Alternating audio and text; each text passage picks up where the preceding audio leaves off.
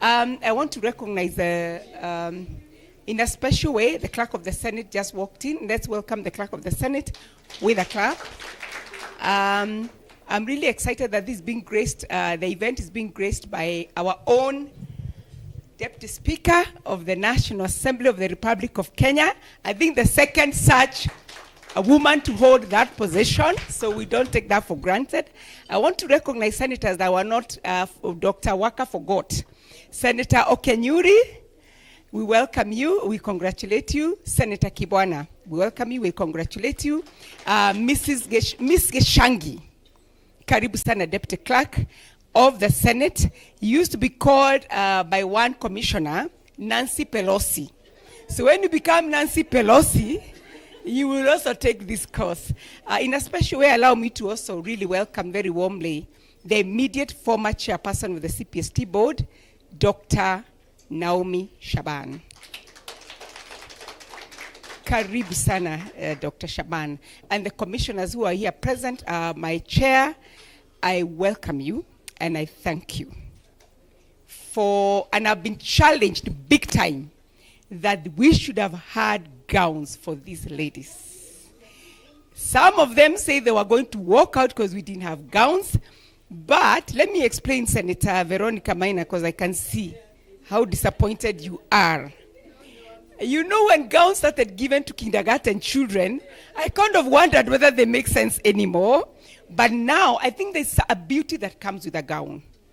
And next time, we will organize for that. Isn't it? This will be you are the inaugural. We will check with you on the design of the gown. Honorable Vice Chair, Honorable Vice Chair shocked all. You all know how hard she's working. How hard she's working to in the grassroots to get re-elected.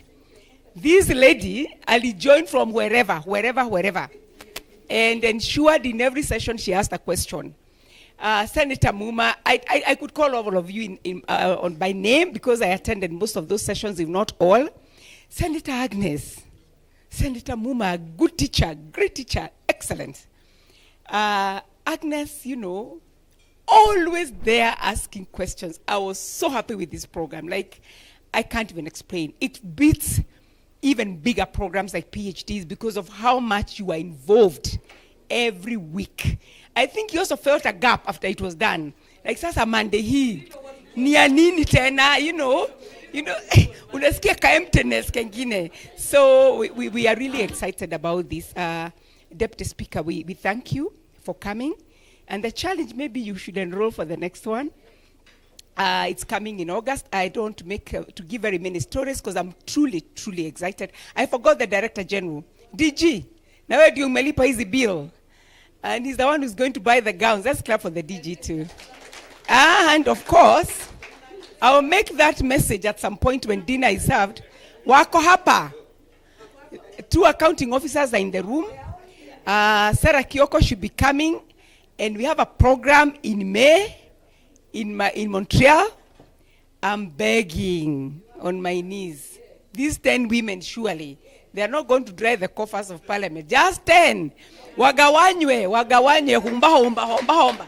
Wagawanywe, wawili hapa, wawili pale, watatu pale. You know, they have pushed me every day and I said, you wait. Walimu pia pengine wanaweza kwa kampani. Deputy Speaker, but then there's a very beautiful program, the May one. They have changed it from what we always have done, those who have done it. It actually has some good sessions on gender equality and women's empowerment issues and human rights issues, you recall, Senator Muma. So we hope that if funds allowing, really these women, if anybody else will go, these 10 women, really, I'm pleading for them. It would be really nice for them to meet their lecturers, to meet, Dr. Carola, she's speaking, she has a message here, and all the other lecturers that you interacted with. With those many remarks, we are going to serve dinner, and dinner will start being served. I think soup will be brought to the table, is that correct? For the chief guests, this table, and that table, soup will be brought to the table. You can do that. Yeah. After the soup is brought to the table, then we'll do the main buffet. In the meantime, once we do soup and we start eating, Senator Matinga, did I recognize you? Okay, I would have been I could lose my job because you're one of the few men who are in this room. We are hoping that former Commissioner Adan Kenan is going to join us as a former member, chair of the board. Okay, Sarah Kioko, we welcome you. After your prayer was said, you need to thank Joanne when this is done. If she partakes of porridge, you could probably buy her one glass of porridge. I'm not sure she does. Asanteni sana. Welcome for dinner. We are grateful. Thank you. You know, he did that. When you said porridge, I got a bit worried. Porridge has a different connotation around, but I know. For women, porridge is porridge. Okay, thank you. So, we are going to serve some. The tables here and that one will be served. The rest of us, please, we can do self-service on the soup, starting with Mr. Mushira, your table. We can enjoy. I think they'll come and. Yes, it's the same. It's just the same soup. Yeah, I'm told it's just one. There's no choice. So. Okay. Yeah. So thank you very much. So as we wait for the 4 tables to be served, this table, please, kindly, karibuni, is self-service. Yeah. Sawa.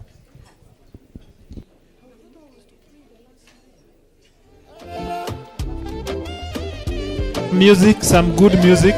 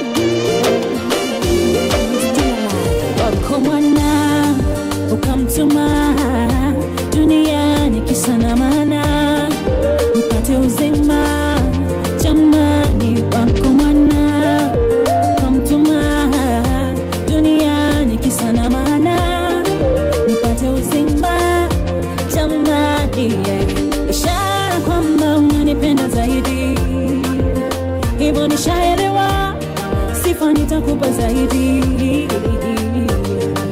Ishara kwamba unanipenda zaidi, hivyo nishaelewa, sifa nitakupa zaidi.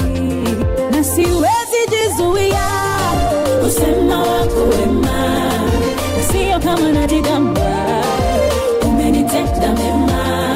Na siwezi jizuia kusema wako wema, na sio kama najigamba, umenitenda mema. Umekuwa mwema kwangu.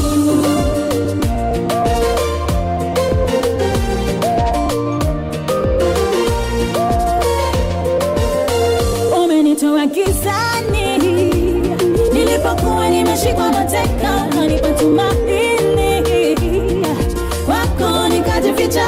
Sasa nitakupa nini? Iwe sawa na yale umetenda, hakuna ila moyoni.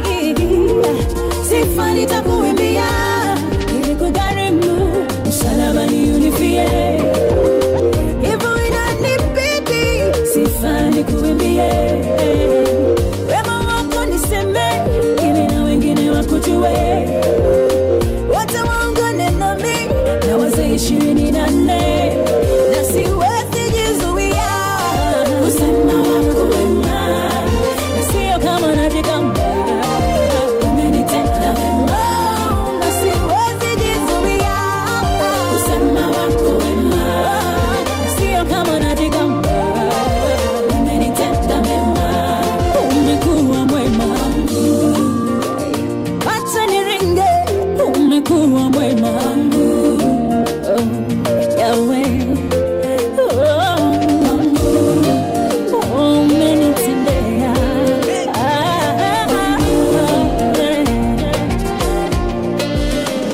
Kitu kitazama nilikotoka, hapa nilipo ninapokwenda, ninagundua yekuwa ni nguvu zangu, ningeshachoka nisingeweza. Sio kweli kwamba tukuhaso na kupambana na vimenitoa, juhudi haizidi kudra, siwezi sema babu wa kujituma. Niitwa ndugu lawama, mfano wa waliokwama, mtu asiye na maana, wa kuchekwa, kudharauliwa. Ila Mungu ana maguvu Bwana, leo nikipita wanaitana. Songoja nami niwaite, niwape siri, kweli ni kwamba bila Mungu mimi bila hamna kitu, yani zero. Bila Mungu mimi bila sina ujanja, yani zero. Bila Mungu mimi bila hamna kitu, yani zero. Bila Mungu mimi bila sina ujanja, yani zero. Yani kama meli isona nahodha, kama bunge lisilo na hoja, mini debe tupu bila ya Mola. Msidanganyike nje mnavoniona, sina mzizi wala mlozi, ina mtetezi tena yuagi, yendo siri ya mikunawiri, bila ya michali na sifurukuti. Niliitwa ndugu lawama, mfano wa waliokwama, mtu asiye na maana, wa kuchekwa, kudharauliwa.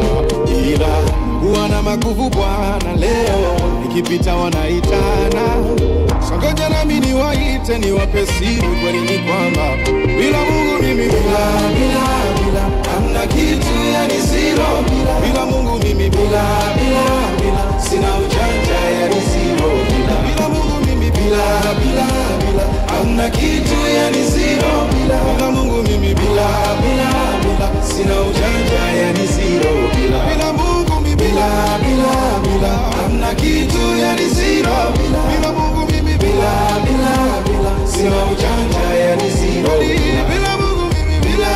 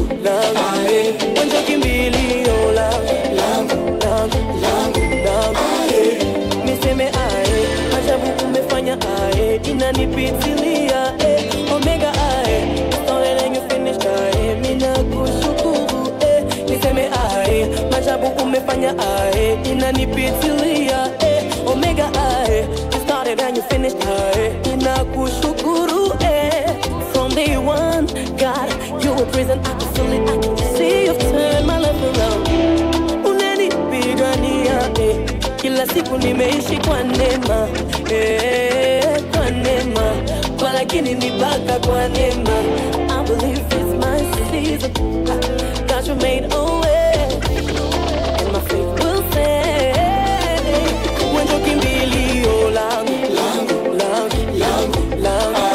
when you kimbilio langu when you kimbilio langu when you kimbilio langu Hey Baba, Lord marema one and only, the giver of life, iko tunanapa. Nasimama cause uko na mimi, you never let me go. Mipaka yangu umeitanulia mbali, even sky see your limit kwa ikibali. Hata haters wanashangilia kwa ndani, umewawinga sina kingine mimi najivunia zaidi yako Baba. Ndio maana niko tuli nimetulia, wewe unagabaya. Hata wale wananionea usuda, shabaha yao mbaya.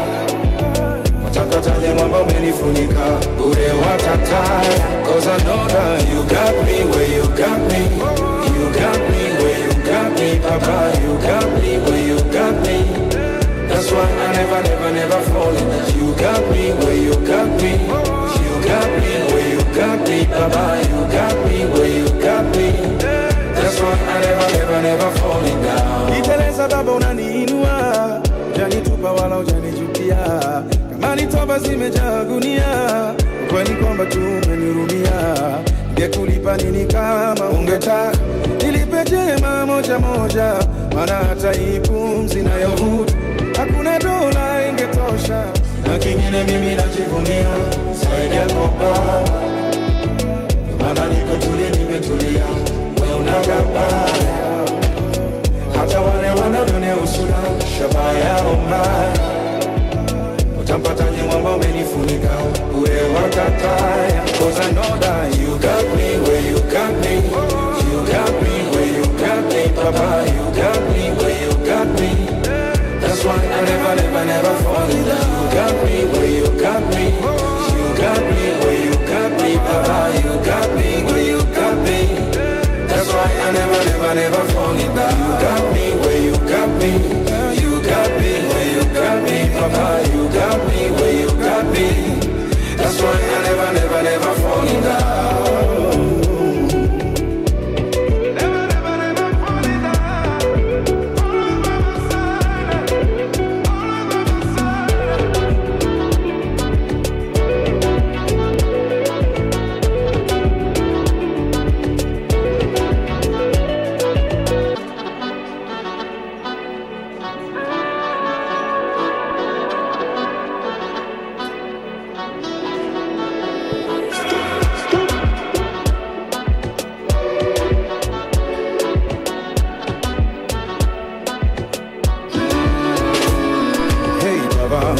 Marema one and only, the giver of life, iko tunanapa. Nasimama cause uko na mimi, you never let me go.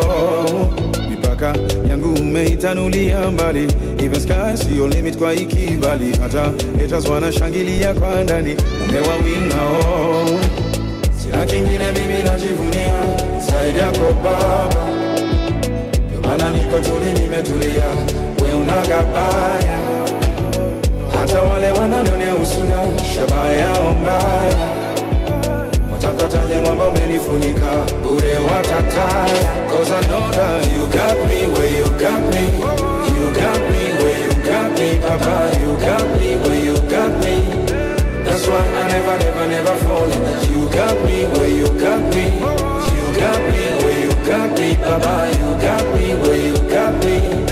That's why I never falling down. Iteleza baba unaniinua, janitupa wala ujanijutia. Kama ni toba zimejaa gunia, kweli kwamba tu umenirumia. ningekulipa nini kama ungetaka nilipe jema moja moja, maana hata hii pumzi nayovuta hakuna dola ingetosha.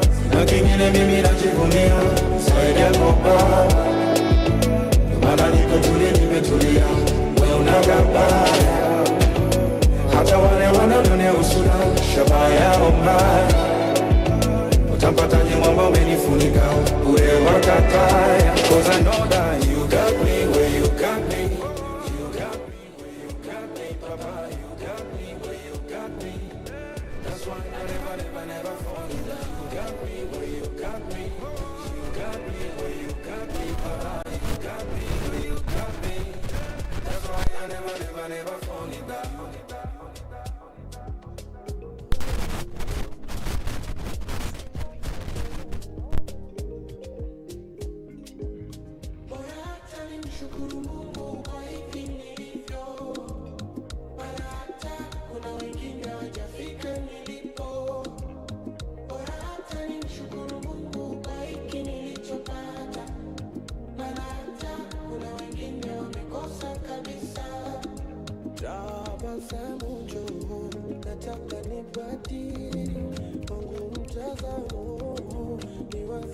Learners, the participants in this program are able to simulate real-world decision-making processes by developing over time and iteratively with each additional piece of information and knowledge that they acquire, action plan.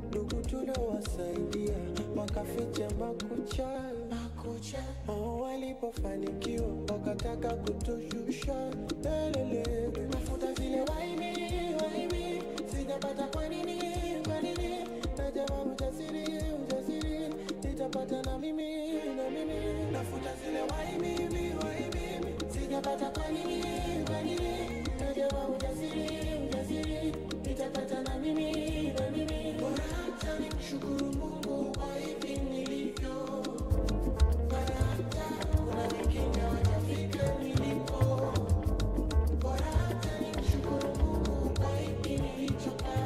So if you want to affect permanent or long-lasting social change, it also helps public leaders to identify systemic barriers and craft solutions to help better reflect the needs of the diverse populations that they serve. Well, leaders that have a deeper knowledge in gender equality can design, and they can also innovate more in their governance structures, but also when they have better knowledge, they can understand how policies can intersect with other types of matters like race and disability.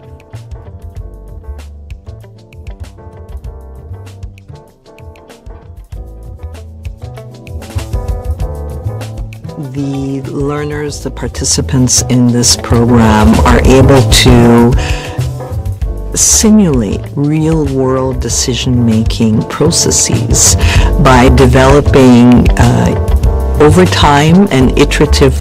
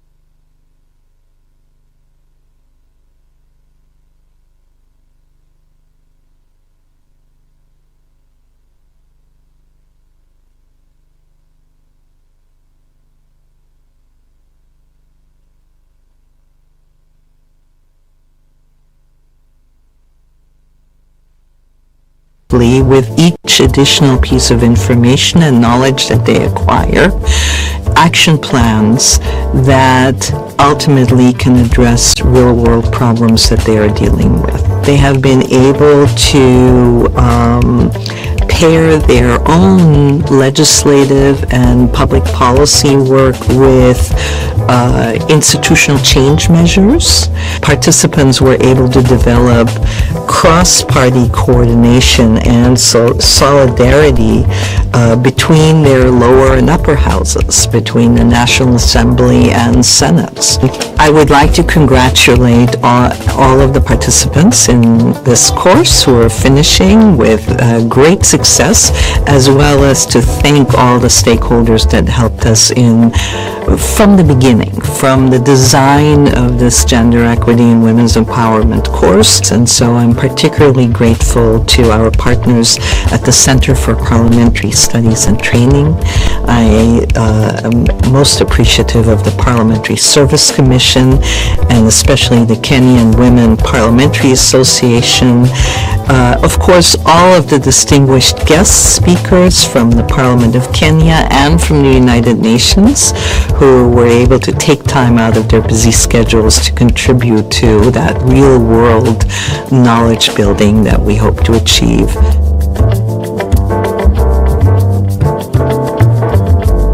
Most of all, I want to thank and congratulate every single participant who is graduating from this course. You put in the sweat equity, you put in the hard work, you put in that creative thought to make this program a success. And we learned as much from you as hopefully you learned from us. Congratulations and well done. Congratulations to all on your accomplishments.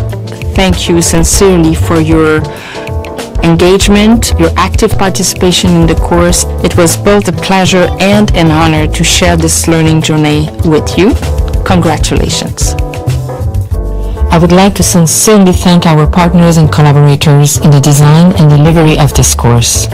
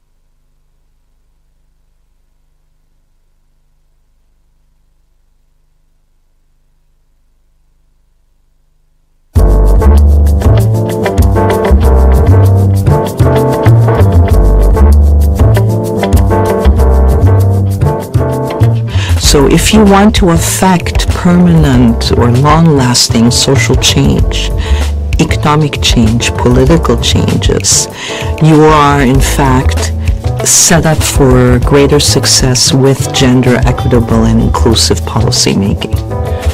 It also helps public leaders to identify systemic barriers and craft solutions to help better reflect the needs of their diverse populations that they serve. While leaders that have a deeper knowledge in gender equality can design more comprehensive policies, and they can also innovate more in their governance structures, but also when they have better knowledge, they can understand how policies can intersect with other types of matters like race and disability.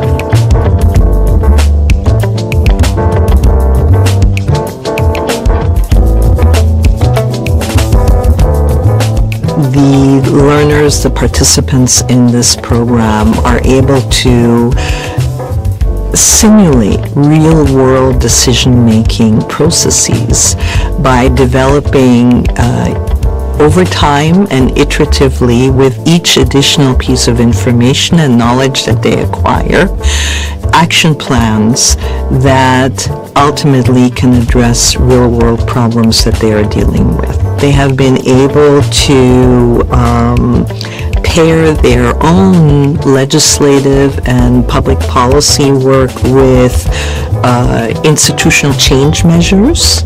Participants were able to develop cross-party coordination and solidarity between their lower and upper houses, between the National Assembly and Senates. I would like to congratulate all of the participants in this course who are finishing with great success.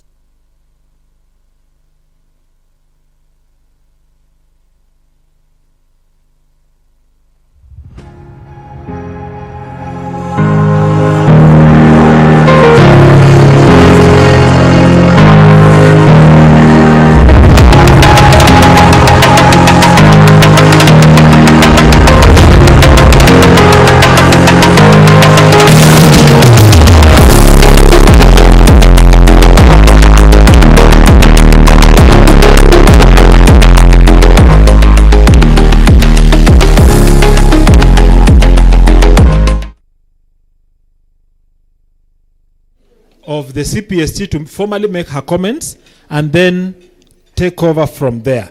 Karibu, Madam Edie. Professor Nyokabi Kamau.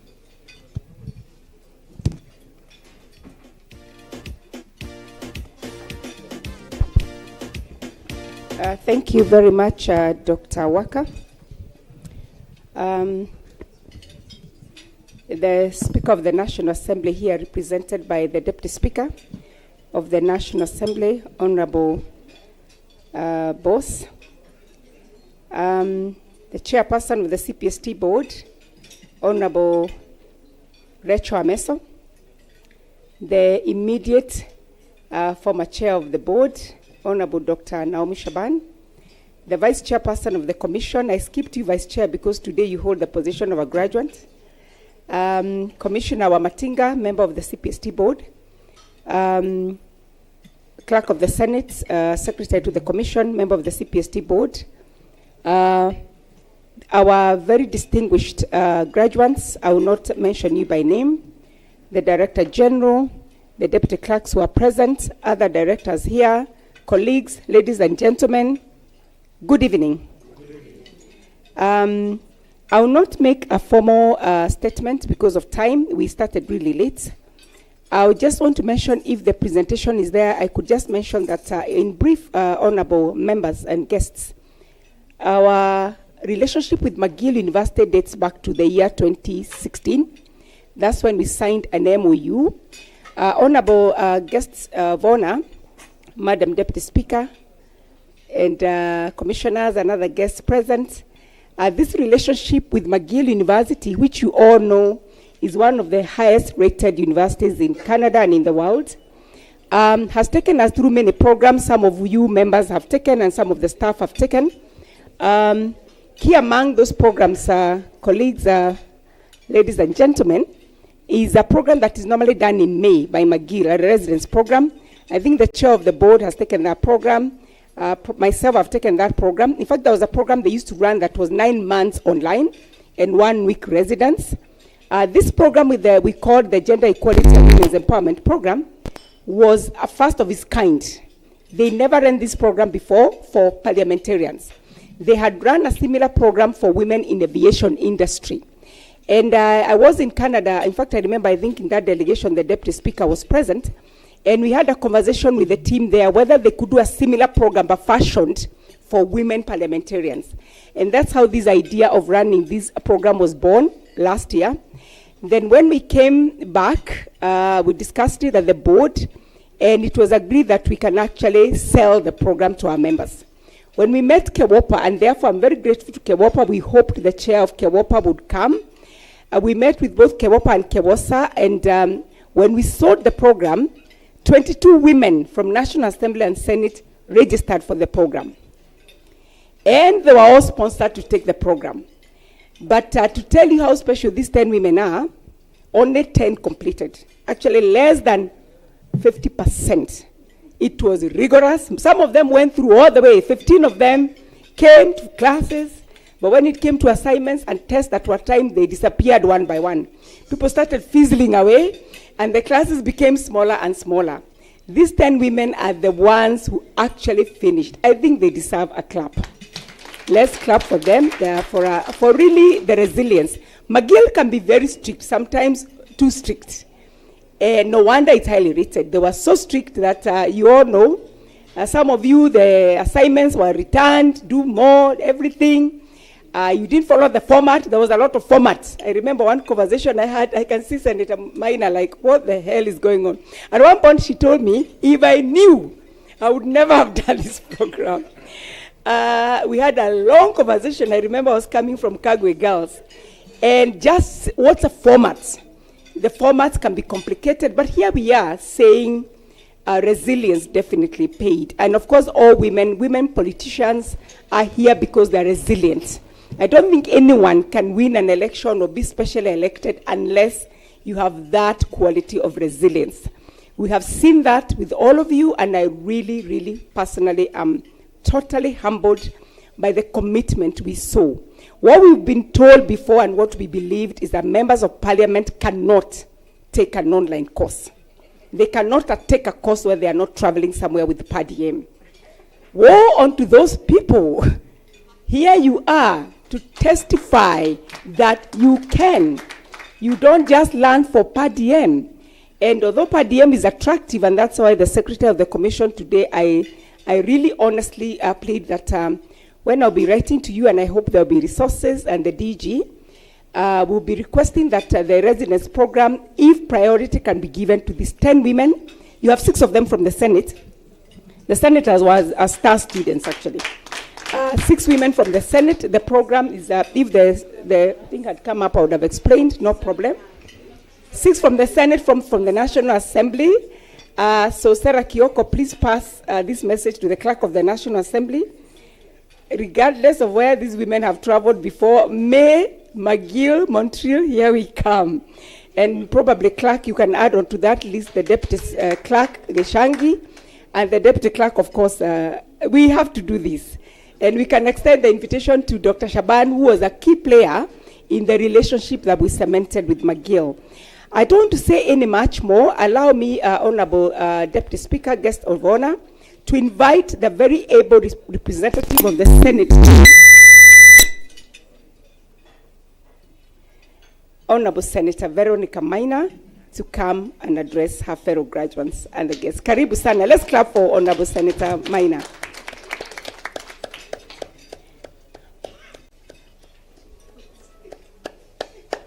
Karibu sana. Thank you.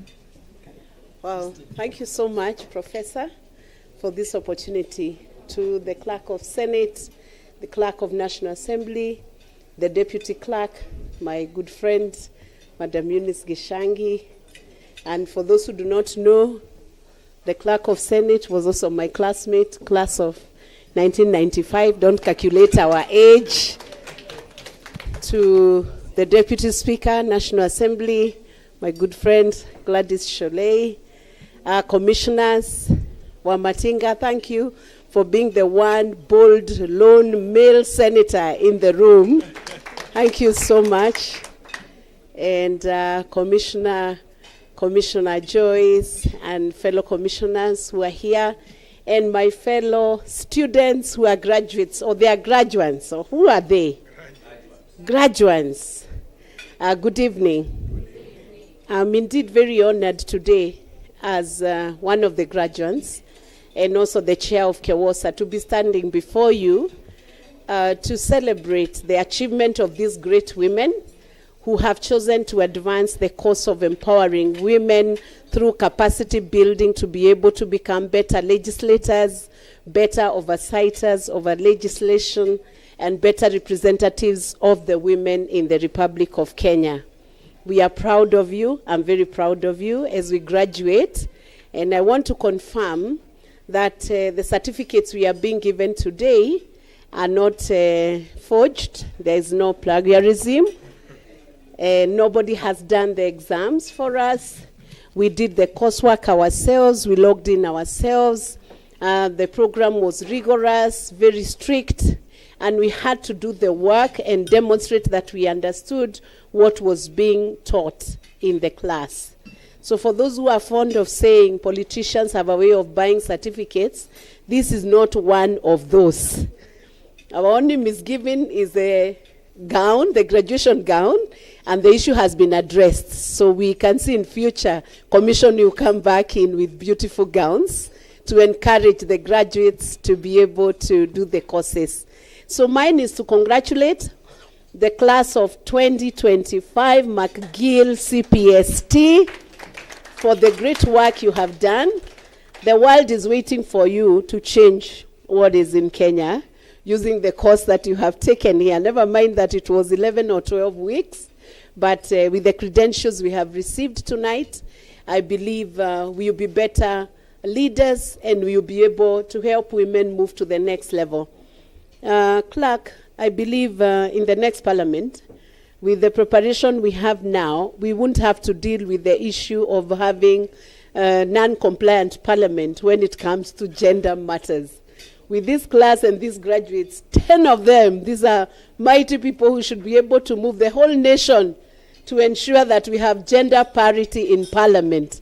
And that's why we ask even our friends who are not here, who may listen to us online, that when we bring in the constitutional amendment for the 2/3 gender implementation amendment, that they are going to support it and that this will be a discussion of the past.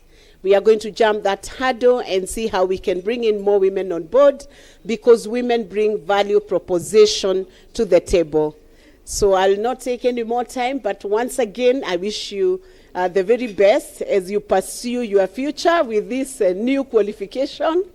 And I believe the girls back at home, the mentees that are listening and watching us, will be proud of us tonight. From my end, I pray that we will meet in Montreal in May.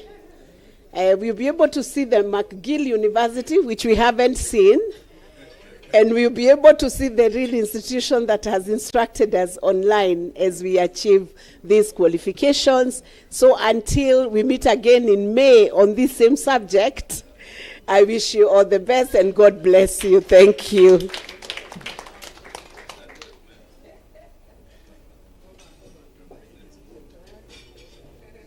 Let's give another loud of applause for Senator Veronica Maina. Montreal, we are coming. Clerk, Montreal, we are coming. You cannot receive a certificate, you don't even know the institution where this actually exists. Whether those people who are teaching you are real or robots. We want to confirm that these people are real. I would like to call a representative from the National Assembly, none other than a member of the Speaker's panel, long-serving member of Parliament from Senate to National Assembly, Honorable Martha Wangari. I almost said Honorable Martha Wangari Karua, but I know. That happens a lot. Thank you, Professor. Our guest for tonight, my boss, Honorable Gladys Boss, the Deputy Speaker of the National Assembly, the commissioners who are here, the Clerk of the Senate, the Deputy Clerk of the National Assembly, Deputy Clerk of the Senate, CPST team, all ladies and gentlemen in the house, good evening. Good evening. I think Honorable Senator Veronica has said enough.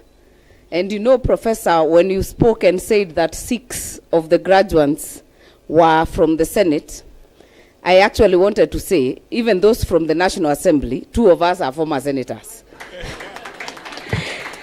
Myself and Honorable Elachi. So I think the incubation in the 11th Parliament and in the Senate was perfect. And we are looking forward to being mentors for the younger ones, Honorable Mayaka and Honorable Okenyuri, who are now stepping to go for election. because that is what affirmative action was meant to be. I don't want to say much, but I would say, Professor, we suffered 12 weeks of suffering. We were actually, I never thought we could do it myself. In fact, we wanted to drop out so many times. The only person who really enjoyed it was Mayaka. The rest of us were really struggling because we were balancing constituency. We were like, how will we get 90 minutes every Monday to sit down? We have logged in from airports. We have logged in from people's houses. We have logged in from everywhere because they actually saw us and said, we have to log in person and your video must be on. So we realized it's not a joke. However, Canada was very nice to us because they had very many holidays. They had like 3 holidays, Mondays, and we were very happy. We were like, phew, we get a break. But we have gained so much from this program in terms of even the policies to advance in Parliament, because it has to start with us. And I think we'll make very good facilitators for your next team, because we have gone through it, we have done good work plans, and I think now the challenge is to ensure that the work plans that we have put in place, both individual and group, can be actualized. I have already seen some of us doing something on the floors. I've seen, I have a bill that recently was passed in Parliament for birth certificates, and that's under SDGs for identity. I have seen Honorable Sabina push a bill on breastfeeding. I have seen a bill on disabilities and inclusivity, and I think so far so good, and we are looking forward to the next session of when we now go down to do the actual work and implement. Of course, I want to congratulate Cpst for pushing us to do this, and also hope that this is not the last course we are doing, because there's still much to learn apart from gender empowerment. We can learn about security studies. I've seen us take courses that are related to our committees. I think this should be a stepping stone to do even other courses that are tagged and touch on our work. And as we go to the election, I'm looking forward, because we only have next year. You'll only have one more cohort. So I hope that Cpst, in conjunction with other partners, will be in the forefront to supporting women, specifically to retain as many as possible who are elected. Out of the 290 constituencies, we are only 28. We are not even 10%. So we still have a long way to go. We hope that we can see Cpst at the forefront to supporting us, training our staff in conjunction with Kewopa, training on matters AI, training on the new areas that are upcoming in the next election, so that we are also able to deal with it. One thing that came out... It also helps public leaders to identify systems. Sorry. That sounds like our lecturer. That sounds like someone we know. So I want to end it there and hope that we can be able to move together as a team. I want to congratulate my fellow graduates and wish them all the best. Of course, the Canada is not debatable. I mean, we had even said we don't want to come for this graduation. This is for Eunice Geshangi, and it is for Sarah Kioko and Clark Nyegenye. And we have even the DG here. If you pull in all your budgets, surely we can do something in Canada, because we are the inaugural team. So congratulations, asanteni sana. May God bless you.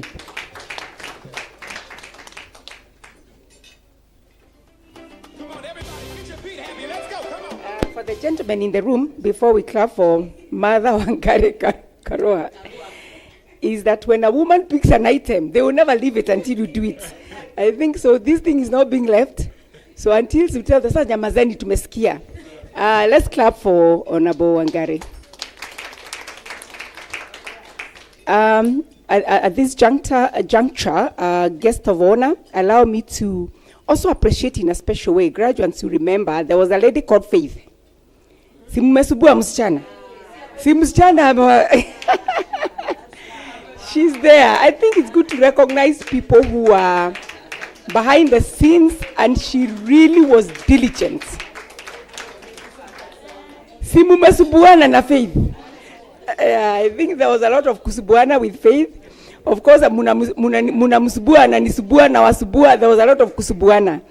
I think, Faith, that we well done, and we wish you all the best. Also, maybe one day you'll be a member of parliament. I want to take this opportunity to hand over the program now to the Honorable Chair of the Cpst board, so that she can call all the other distinguished honorable members who are here present. May I pass the apologies from Honorable Kenan, who was actually just about to come, but I think something held him. He's a former chair. He's a first chair of the Cpst board. It was very short. It was from November 2012, I think, to March or April 2013. The very small board of 3 members, the clerk. That time we were just transiting to the new constitution, and of course, specially recognize Dr. Naomi Shaban. Karibu sana, Madam Chair.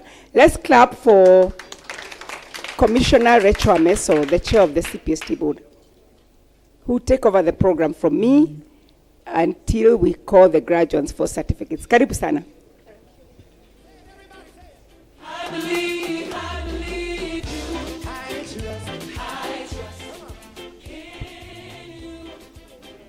I believe you can all see me because of my height. Yeah, good evening. God is good, and all the time. Amen. My name is Rachel Ameso Amolo, Commissioner with Parliamentary Service Commission, and I'm the chairperson of Cpst board.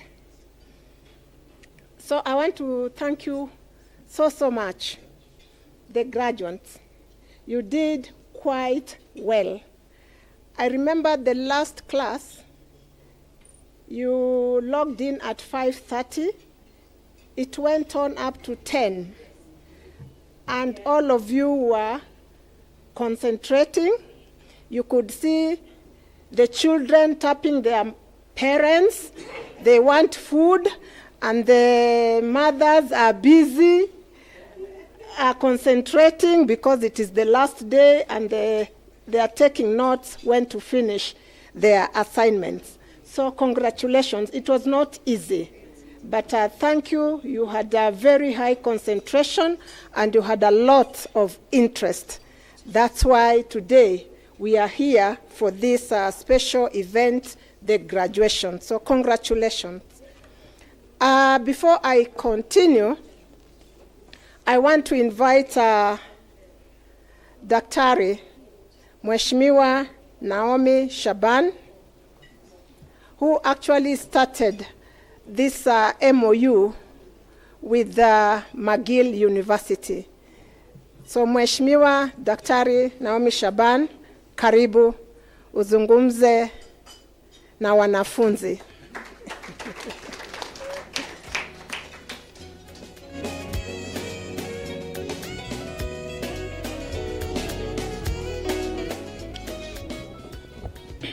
Asante sana.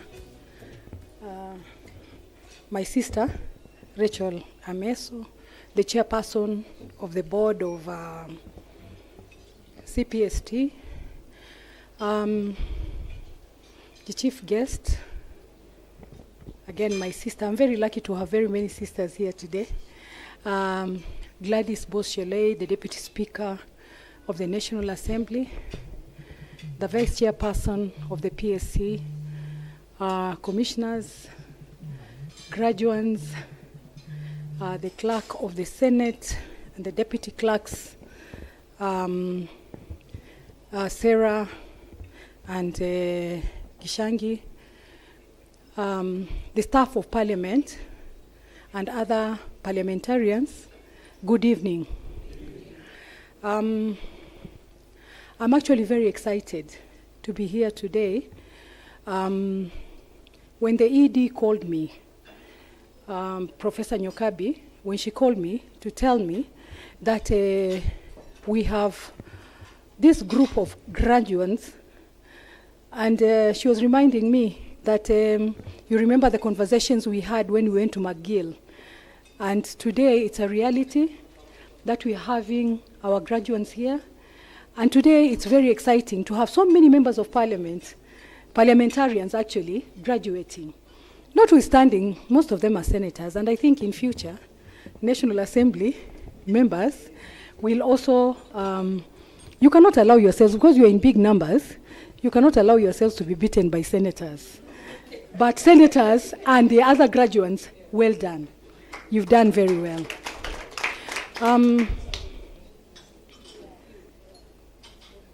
This reminds me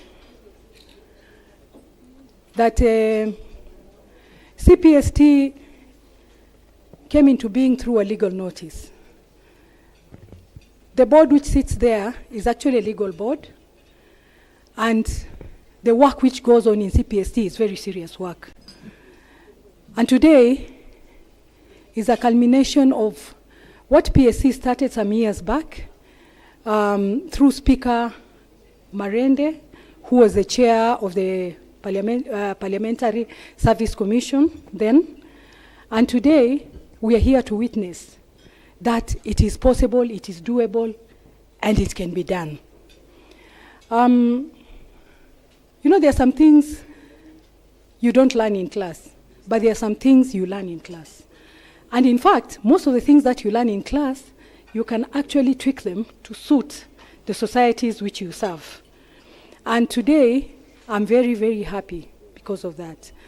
In the 5th commission, which I served from 2017 to 2022, I was privileged to have been the chairperson of the Cpst. And that's the time we came up with ideas of having even mandatory courses for our staff. We discussed a lot, what can we do to attract parliamentarians to be able to do courses in our Cpst, and more so in conjunction with McGill and University of Nairobi. There's an MOU, I don't know whether it's still running even now. There was an MOU with also University of Nairobi. And well, it has been done. It has happened. And today, let us clap for our graduates. Before I go on, I would want to ask each one of us to be upstanding. Each one of us.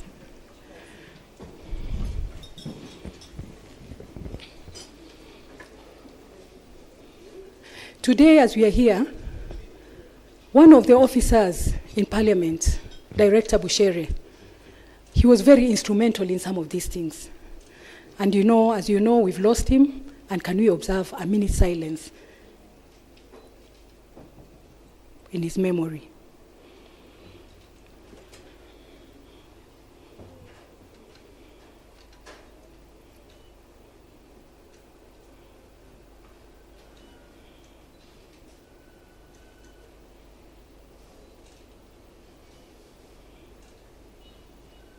Thank you very much. Be seated. May his soul rest in eternal peace. There are quite a number of things that we did in the 5th commission. And some of them started before Honorable Rachel Lameso joined us. Some of them, she was very instrumental to make them happen. And we had a dream. And the dream we had was to see that the Cpst, which is supposed to be a center of excellence, becomes a global center of excellence. The other thing that we really wanted to see, you can't have a center of excellence in a place, in a Kawasiwasi. It has to go with the name. Global Center of Excellence. So we pushed, made sure we got the title for the Center of Excellence, and today, I'm sure there is a lot that is going on that plot of land so that we can realize the goal. And not to mention that that Center of Excellence was also meant for former parliamentarians and the sitting parliamentarians. The other thing that we really wanted to see done, it was to see members, the parliamentarians, actually participating in this. I know it's very hectic, especially for mothers. it's really, really hectic. Some of them have very young babies. They have to take care of those babies. Some of them have got to take care of homework. And some of them have got to take care of even the older babies, our husbands. Isn't it? Yes, you take care with all those things. So you have to multitask. And I know when you see 10 graduates, women graduates, then you know they have done a lot of work and they've been resistant. The ones who took off, I am sure they will come back. They will come back. Because when they hear the 10 have graduated, then they will also feel what we used to call tukiwa wadogo kimnadho, that the others have graduated, yet we've been left out. I know how hectic it is. I tried to do my executive MBA when I was going for elections in 2017, and it was not funny. It was not funny. I remember we were running, I was coming from, we were doing something to do with reforms of the Electoral Commission. I had to run. Lucky enough, it was just a city campus of KU. So I could just walk there and run there very quickly. I would leave Honorable Kiraitus and Honorable Orengo running the show. I would go back to look last minute, looking at what we were doing so that I can go. And then I'd go and do exams. And it wasn't funny. So I'm imagining it has been tough for these ladies. But all the same, you've made it, and congratulations. Let us clap for the graduates. I know the ladies here have asked, they should have graduated out there in McGill. Sindio, eh? Hata mimi nawatetea. Na Bwana Clark, if you see fit for the people who started all this conversation and you see fit to invite us, my visa is still okay for Canada. So, and I would want to see these graduates, I would want to hear they've actually gone so that they can also go and see this McGill is a huge institution. It is a big institution. It is not a joke. It is internationally known. And Madam Edie, thank you for keeping on the fire burning. I do not have a lot to say, but to thank you all, and to also thank, because you cannot have a CPST which comes in to train other people on parliamentary, legislative governance and all that, and the parliamentarians themselves are not involved. So thank you very much, and may God bless you all, and congratulations to the 10 graduates. Long live Parliament, long live Kenya.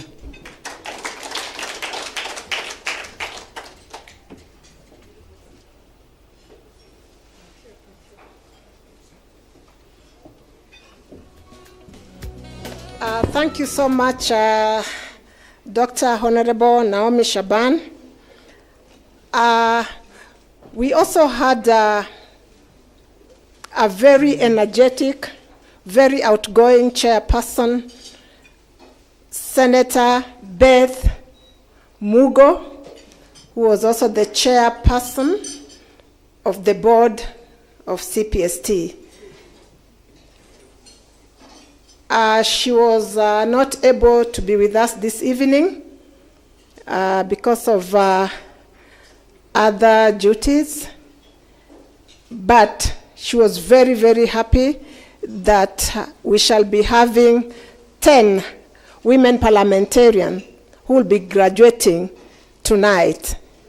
So she insisted that we have to record her. So the technical team, kindly, can we? Assembly and Chairperson of the PSC, the Honorable Speaker of Senate, the Honorable Members of CPST Board, the Executive Director CPST, the Honorable Graduating Members, Officers of the Parliamentary Service, ladies and gentlemen.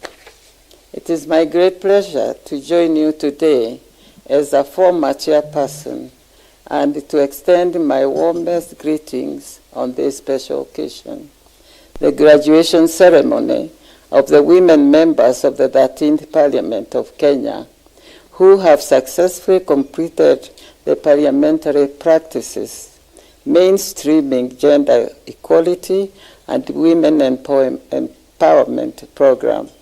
I'm honored to start before a room of remarkable leaders who continue to shape the direction of our nation. Honorable speakers, ladies and gentlemen, as I go down memory lane, I am impressed of the heights to which the Cpst has reached in training members of parliament. As a chairperson between 2013 and 2017, we grappled with how best to engage members of parliament to undertake training.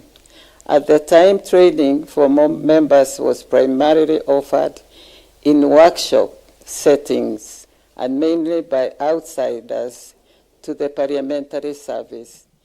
This was contrary to the thinking of the setup of the Cpst. The centers was meant to provide in-house capacity building opportunities for members and staff of parliament utilizing in-house expertise. I must laud the vision of the Right Honorable Kenneth Marende, who established the Cpst during his tenure as Speaker of the National Assembly. We further identified the need for collaborations in the achievement of these goals. Ladies and gentlemen, I am proud that during my time in service as chairperson of the Cpst board, we embarked on a journey to identify various partners to walk this capacity building journey together. Consequently, the Commission was able to sign various MOUs in the areas of research, curriculum, and training. These include, but are not limited to, the MOU with the University of Nairobi, of which I'm happy to hear that the current board has proceeded and approved a master's program in diplomacy, among other collaborations. The MOU with the United Nations Institute of Training Research, UNITRA, which over the years has mobilized capacity building resources, and we are indeed the pioneers in offering TOT programs at the Cpst. I'm happy, honorable speakers, that UNITRA continues to be a reliable partner to the PSC, and the MOU with the McGill University, a top university in Canada, which offered and I believe continues to offer responsive programs for our members of parliament and staff. I am indeed joyed that this graduation ceremony is a culmination of a program offered under this MOU with McGill. Particularly, I'm joyed to see the graduates are building women members of parliament. Congratulations to you all. Since becoming the first woman to be elected MP in Nairobi, and even before that, I wanted to challenge gender norms in Kenya politics, proving that women can compete with votes and lead despite social or cultural pressure. I'm also glad to see that the program participants originated from both houses of parliament, because when female members of parliament stand together, they amplify women's voices and drive legislation that transforms lives. Honorable speakers, ladies and gentlemen, let me take this opportunity to congratulate the graduating members of parliament who are trailblazers in their own right. Allow me to thank the PSC and the Cpst boards led by its chairperson, the Honorable Rachel Ameso, CBS. I would like to appreciate the program facilitators, among which are Honorable Senator Catherine Moyeka Muma and Honorable Esther Mudhoni Passaris. Their dedication to women's empowerment has made them worthy of this role, and it demonstrates the significance of combining learning and leadership for true transformation. As a former chairperson of the CPST board, I'm particularly proud to see what the CPS has grown to become. In my briefing, I was pleased to note that the CPST is now offering online and blended programs, which is in line with international best practice. As I conclude, I would wish to once again congratulate the PSC for actualizing the commencement of the construction of the CPST Ultra-Modern Training Center in Karen. I look forward to see the building completed and in use to further build the capacities of our leaders, members of parliament, and other legislators from across Africa. Once again, congratulations to the graduates and to the PSC, and long live Parliament of Kenya. Before I end completely, I want to humbly challenge the graduates to champion the legislation of the two-third gender rule, which has remained unlegislated for many years since we passed the motion in year 2000. I hope that and trust that the members, all members, not just women, will support this motion. That way, we will be able to implement the two-third gender rule completely, although now it is being implemented in parts, like the parliament, the cabinet, and also the county assemblies. But still there is a lot remaining to be done. And since this training was particularly for gender equality, this is one way they can really, you graduates, you can practice now what you have learned and make the two parliaments, the two houses, to embrace the two-third gender rule, which all women of Kenya are proud of, and we would forever thank you. I thank you all, and I appreciate this moment to talk to you. God bless you.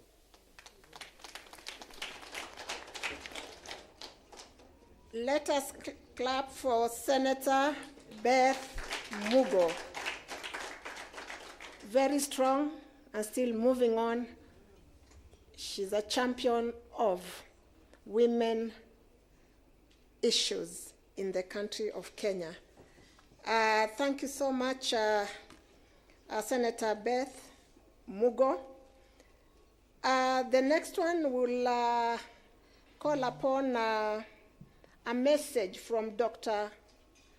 Carola Well, that is the Dean of McGill University.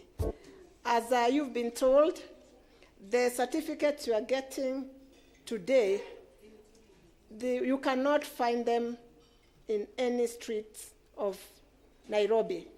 They have come direct from Canada. So that was your lecturer throughout the course.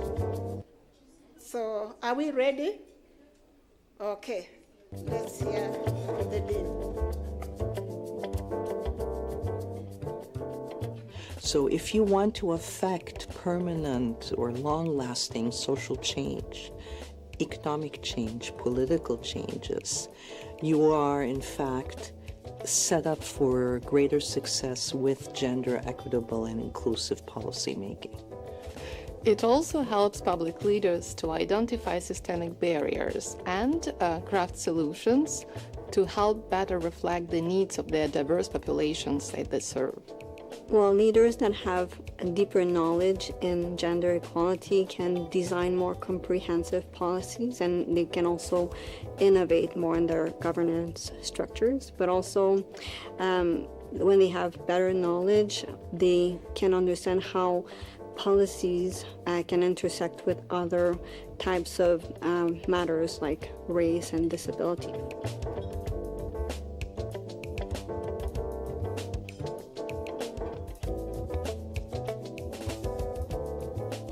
The learners, the participants in this program are able to simulate real-world decision-making processes by developing over time and iteratively with each additional piece of information and knowledge that they acquire, action plans that ultimately can address real-world problems that they are dealing with. They have been able to pair their own legislative and public policy work with institutional change measures. Participants were able to develop cross-party coordination and solidarity between their lower and upper houses, between the National Assembly and Senate. I would like to congratulate all of the participants in this course who are finishing with great success, as well as to thank all the stakeholders that helped us from the beginning, from the design of this gender equity and women's empowerment course. And so I'm particularly grateful to our partners at the Center for Parliamentary Studies and Training. I am most appreciative of the Parliamentary Service Commission, and especially the Kenyan Women Parliamentary Association. Of course, all of the distinguished guest speakers from the Parliament of Kenya and from the United Nations who were able to take time out of their busy schedules to contribute to that real-world knowledge building that we hope to achieve.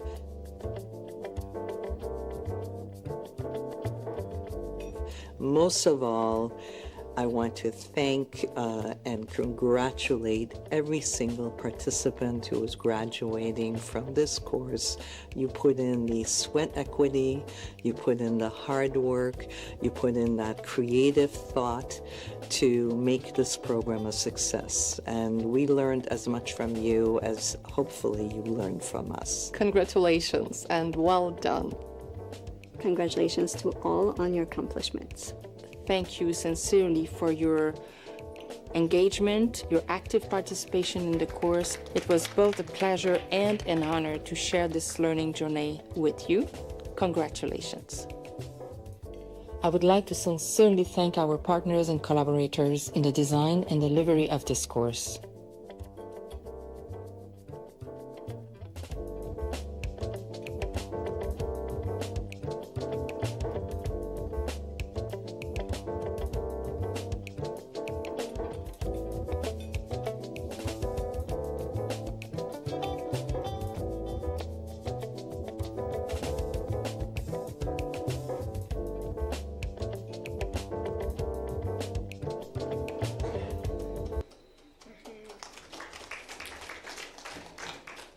Yeah, that is Cpst going global. I remember when the dean was giving her testimony.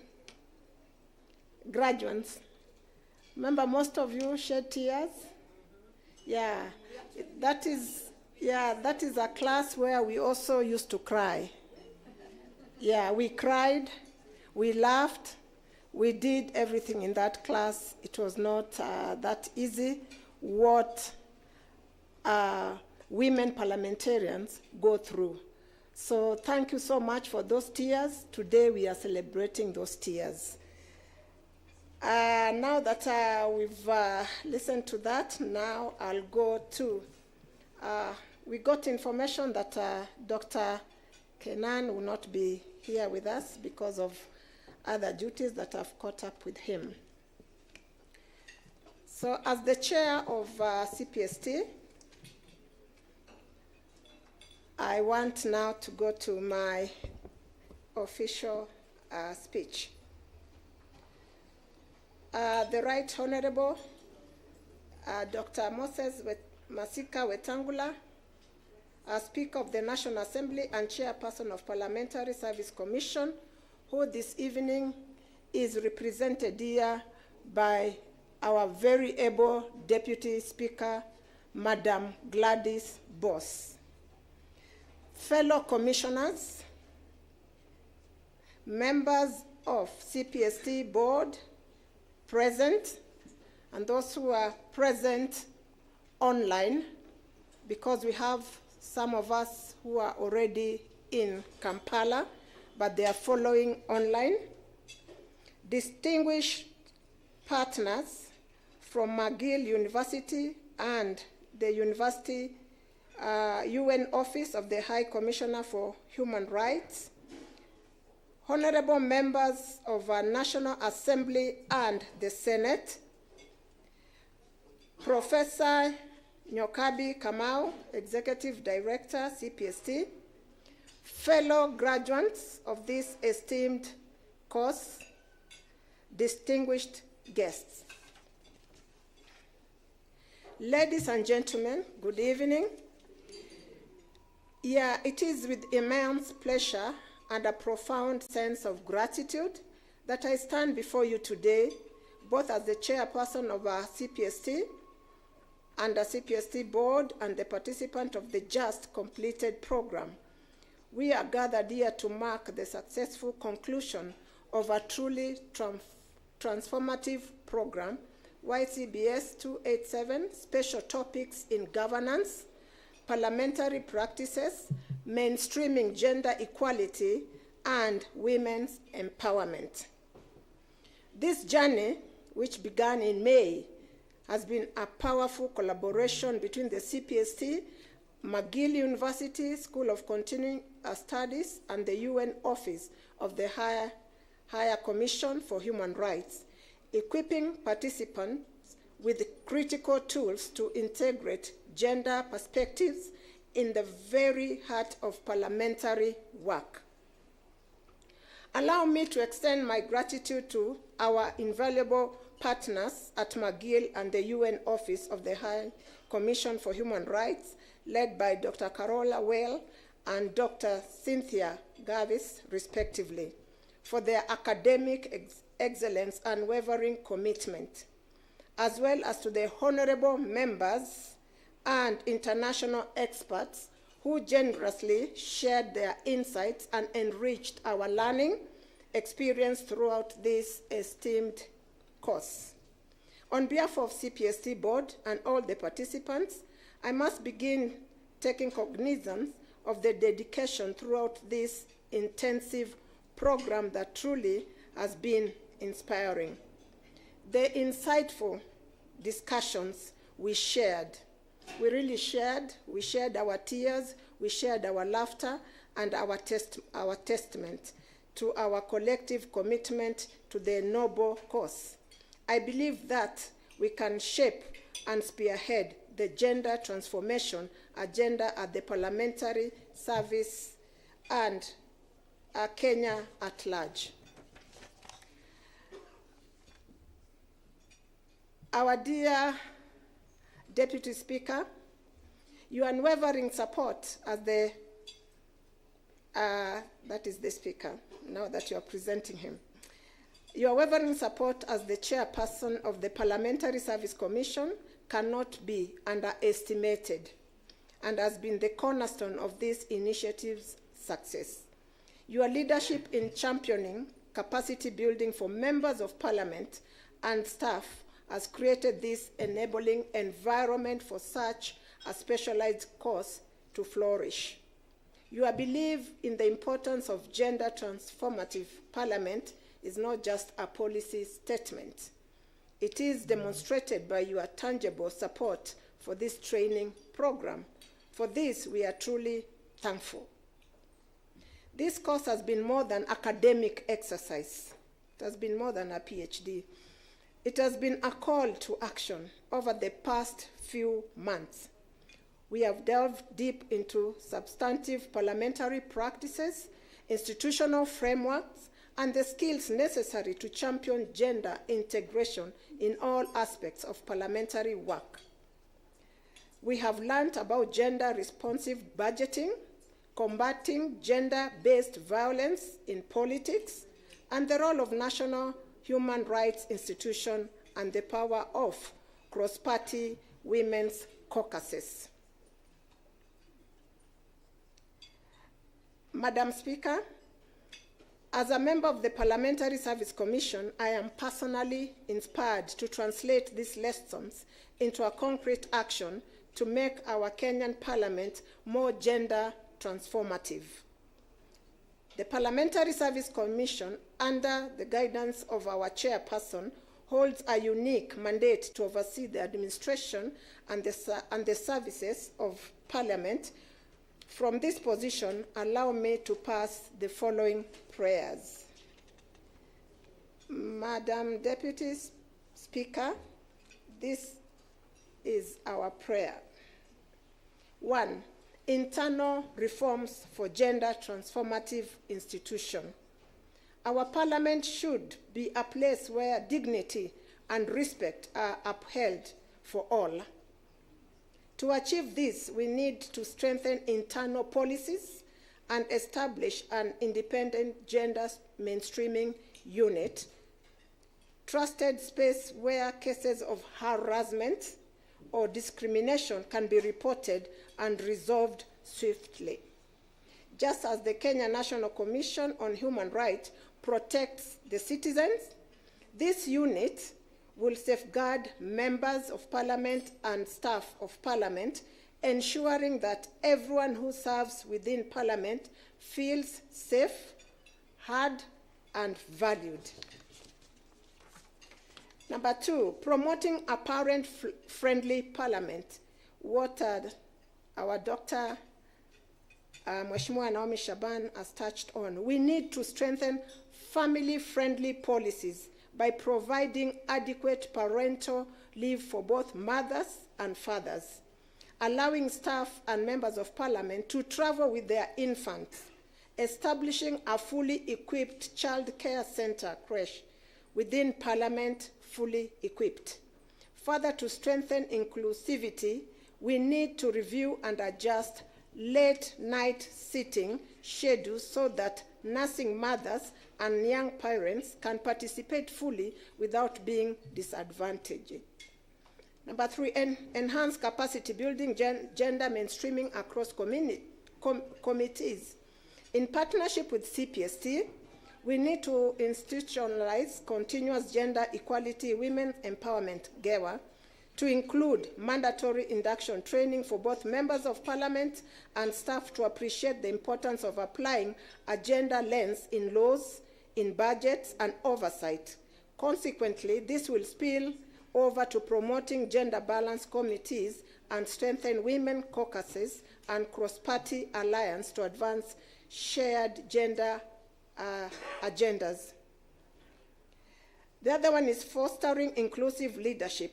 These skills gained in negotiation and public speaking will be pivotal for building the consensus necessary to champion the formation and strengthening the multi-party caucuses, such as the Kenya Parliamentarian Caucus and the SDGs and the Kenyan Women Parliamentarian Association, KEWOPA and KEWOSA, to advance the gender formation agenda.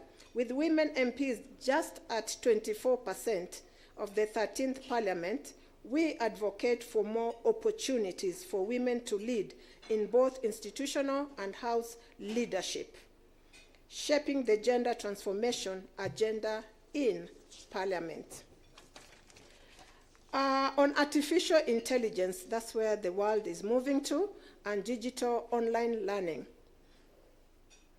I just want to bring to attention of former chairperson that we are now leveraging on artificial intelligence and digital technology as the fourth industrial revolution. It has been evidenced that the Commission can provide tailor-made programs to the needs of members of Parliament, like the one that has brought us here, equipping them with the tools necessary to execute their mandate and make evidence-informed decisions in governance.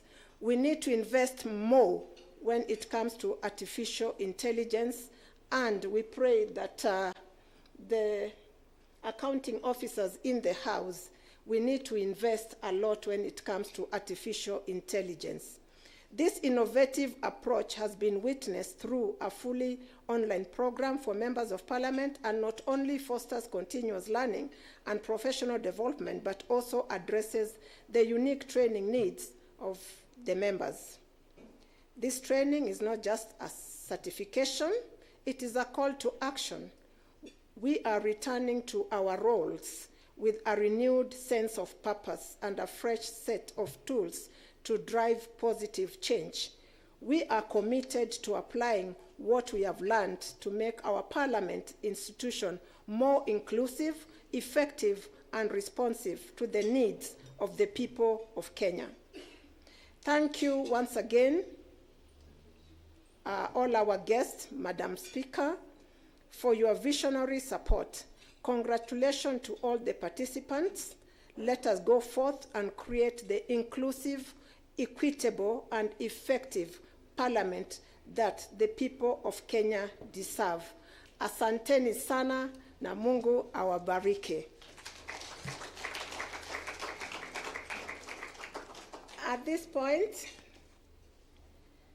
Madam Executive Director, Professor Nyokabi,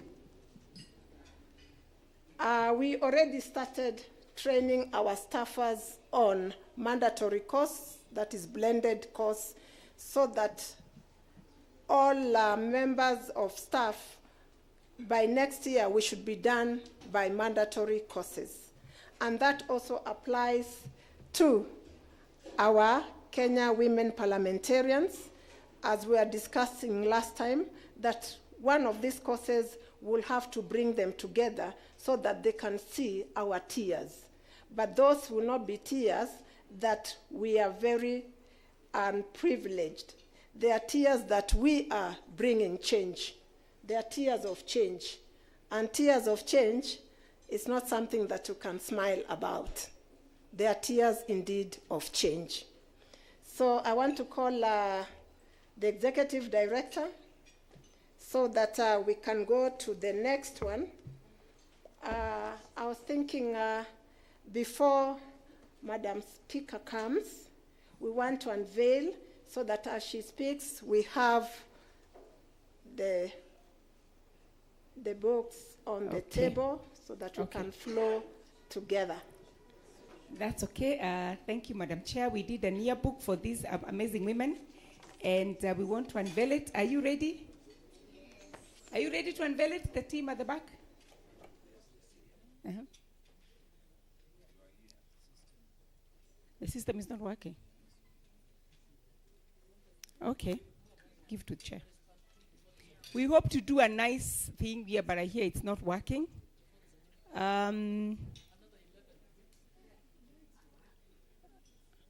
We did a very nice yearbook, and if I could, yeah, someone. It's beautiful.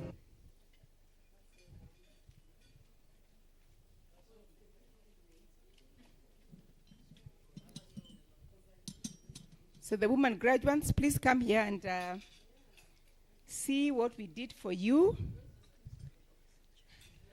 Madam Chair.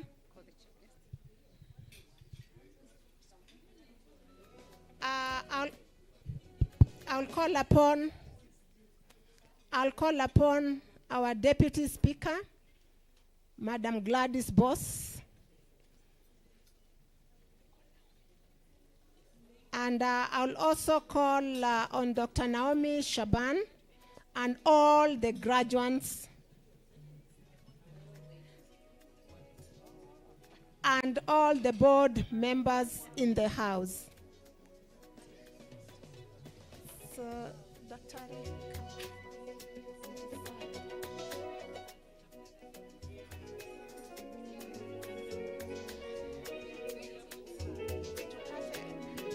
Wacha tukate kwanza. Deputy Speaker. Yes. Kata, kata. Kata, kata. Kata usiogope. Kata ni masomo. Kata, kata. Kata, kata. Kata ni masomo. Na tuendelee. Asanteni sana. So we shall pick one, then we line up at the podium for a photo.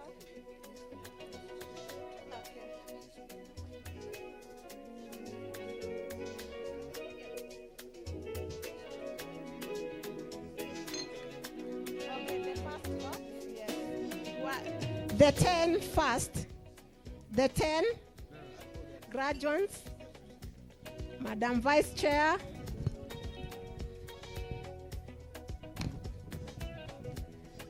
Mheshimiwa.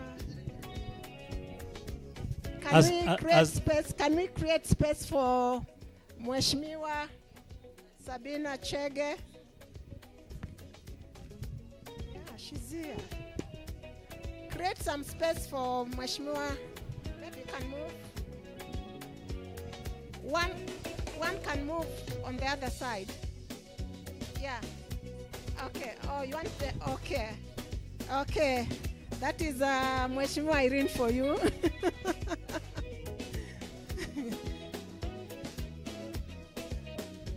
So as we present, just note that in the yearbook, Madam Vice Chair has done something to do with early childhood education in her action plan. And she uses early childhood education to influence gender empowerment. Honorable Elachi, who is not here, has done something about gender-based violence and legislative transformation. And then Honorable Martha Wangari has done something on land reforms and partnering with the Ministry of Lands and KNBS to have increased data and mandatory housing tools for women empowerment. Senator Veronica Maina talks about legislative reforms for championing gender-based violence and targets amendments that seek to influence the sexual offences bill. Then Senator Mutinda, I'll skip that because she's not here. She's here. Sorry. Sorry. Yes. So she talks about global labor challenges. You know what has been happening in the issues of migrant workers, and therefore she wants to partner with them to enhance oversight and ensure that, listen to this, the narrative of converting the vulnerable immigrant workers into development opportunities. A very good action plan. Then Senator Kavindu talks about a very interesting area, persons living with disability and legislative reforms and economic empowerment for women who are living with disability. Then Senator Kibwana talks about strengthening mental health issues through legislative reforms, and more so aligning Mental Health Act of 2022 to be gender sensitive and a framework for supporting its implementation. Then Honorable Nyakirerio is talking about draft enactment of reproductive health. Nyakirerio Mayaka. Okay, reproductive health issues, and based on multi-sector approach. You know, they talk about the whole of government approach. I think that's very good to anchor evidence-based advocacy for women empowerment. Honorable Sabina Chege uses her previous experience as the chair of the Health Committee to be able to empower reforms around public health, and that women can access health and empower themselves through visiting health facilities, and this includes gender-responsive budgeting. Then we have Honorable Senator Okenyuri, who talks about long-lasting and better coordinated education, gender responsiveness, and health for purposes of women empowerment. She proposes to empower women through SHIF, reforms around social health insurance. That is the team and the action plans they propose. We hope that through this, they'll be able to implement the action plans and see women empowerment. Thank you, Chair. Thank you, Dr. Waka. And we are not only stopping there, because now at CPST we have research and publication. So we'll be working together with you so that we publish what you are going to write on, your action plans. So we'll work together, we'll give you support when it comes to research so that we can be reading you globally. So asanteni sana, you are the pioneers, so we are so proud of you. Asanteni sana, you look so beautiful there. Asanteni sana, and keep it up. Thank you. You may now take your seats.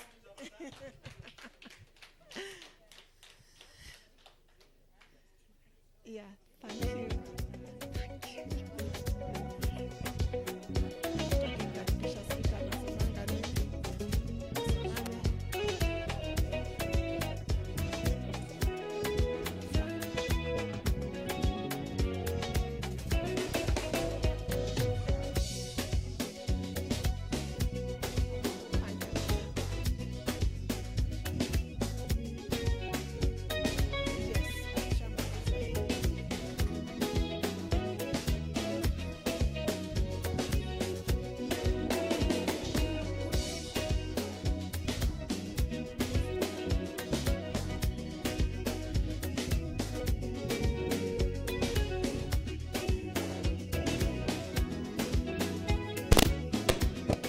At this point, I want to request us to remain upstanding as we invite the Speaker of National Assembly and the Chairperson of Parliamentary Service Commission, Madam Gladys Boss. Shale. Karibu. Nimekuchagua wewe nikupende mama, sitaki mwingine, aushi usiniache, usinitende mama, usipende mwingine. Moyo wangu ni mwepesi, umenikalia chapati, nafanya vituko kama chizi, kukupenda sitasisi. Moyo wangu ni mwepesi, umenikalia chapati, nafanya vituko kama chizi, kukupenda sitasisi. Thank you very much. Our graduates, and not just our graduates, our beautiful graduates. You all look amazing today. You're the guest of honors for this session. I'm extremely proud of you.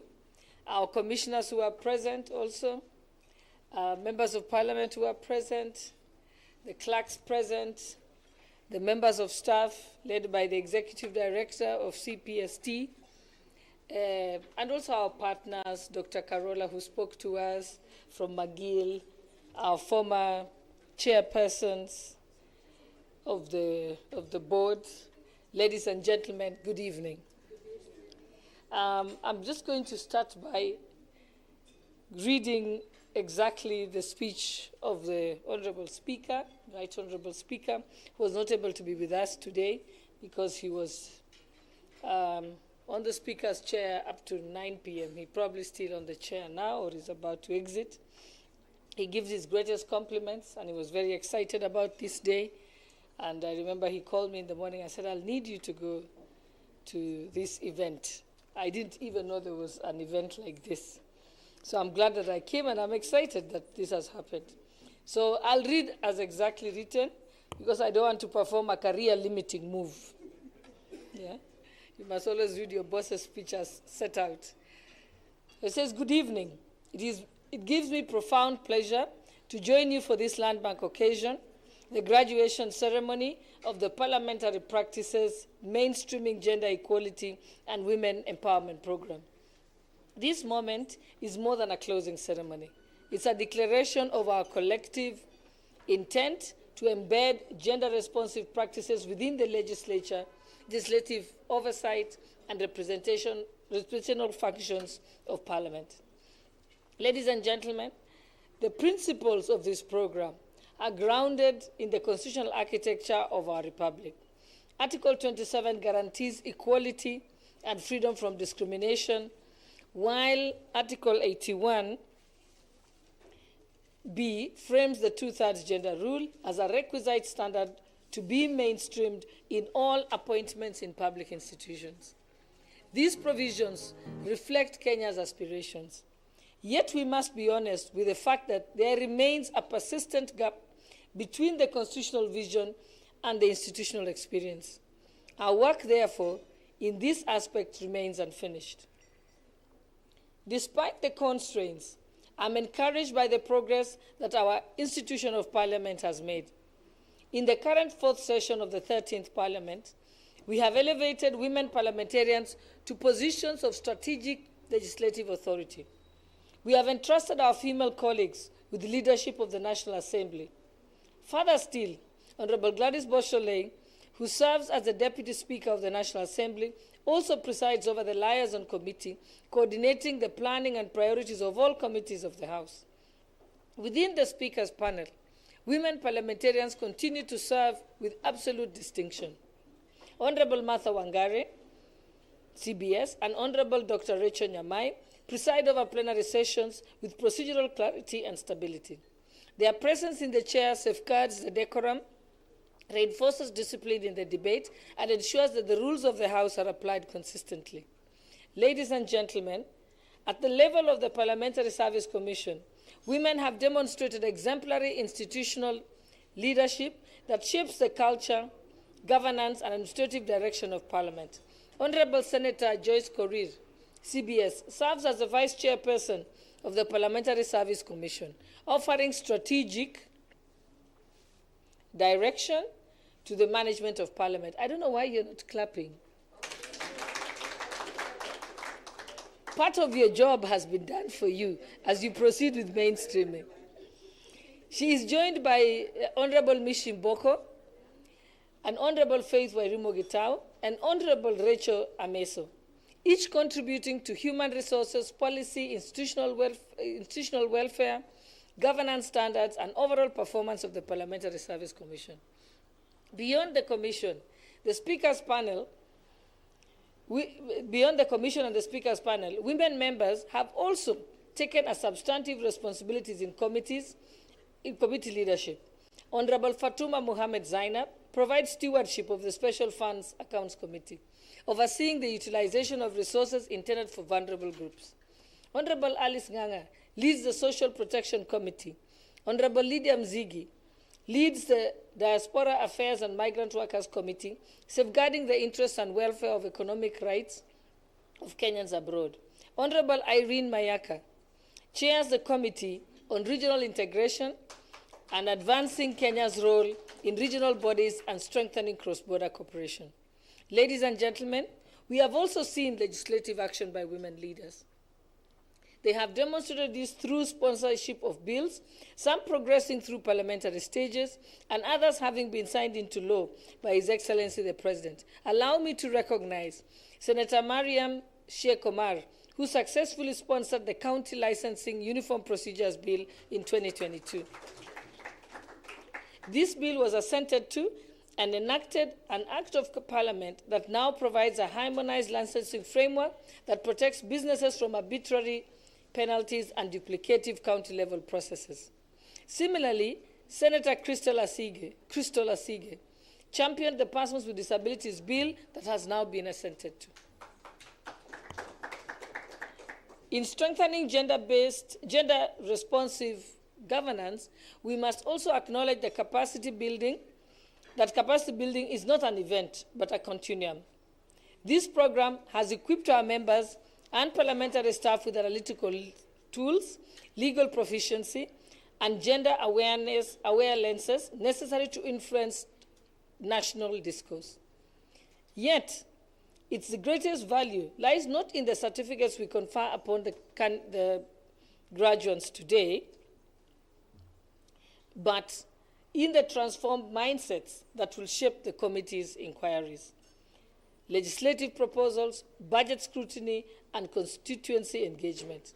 It is this spirit that we must continue to broaden opportunities for experiential learning, peer exchange, and collaborative research with institutions such as McGill University, ensuring that Parliament remains an incubator of equitable and progressive governance.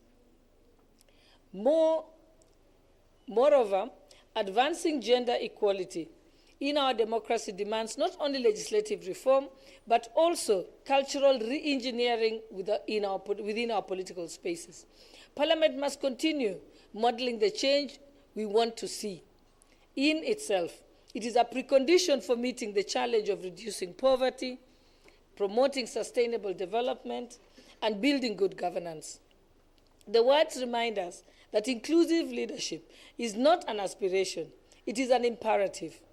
As custodians of democratic accountability, we must persist in creating parliamentary traditions where merit prevails and where women's leadership is normalized, and where every voice, regardless of gender, is heard and shapes the national narrative.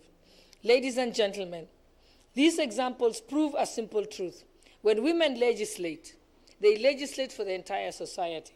They do so for workers, for families, for businesses, for vulnerable communities, and for those whose voices have been left at the periphery of policymaking. Allow me, therefore, to conclude by offering my heartfelt congratulations to all of you. May this achievement mark not the end of learning, but the beginning of a renewed chapter of legislative courage grounded in equality, knowledge, and service. Asanteni sana, and may God bless you. Signed off by the Right Honorable Dr. Moses Wetangula, Speaker of the National Assembly. And now that I've performed my duty, allow me to just make a few remarks. I think standing here today, I'm not only excited and proud that my colleagues have made this big achievement. It's a big sacrifice, I know, to be able to go into those classes. I know that it's a lot of work.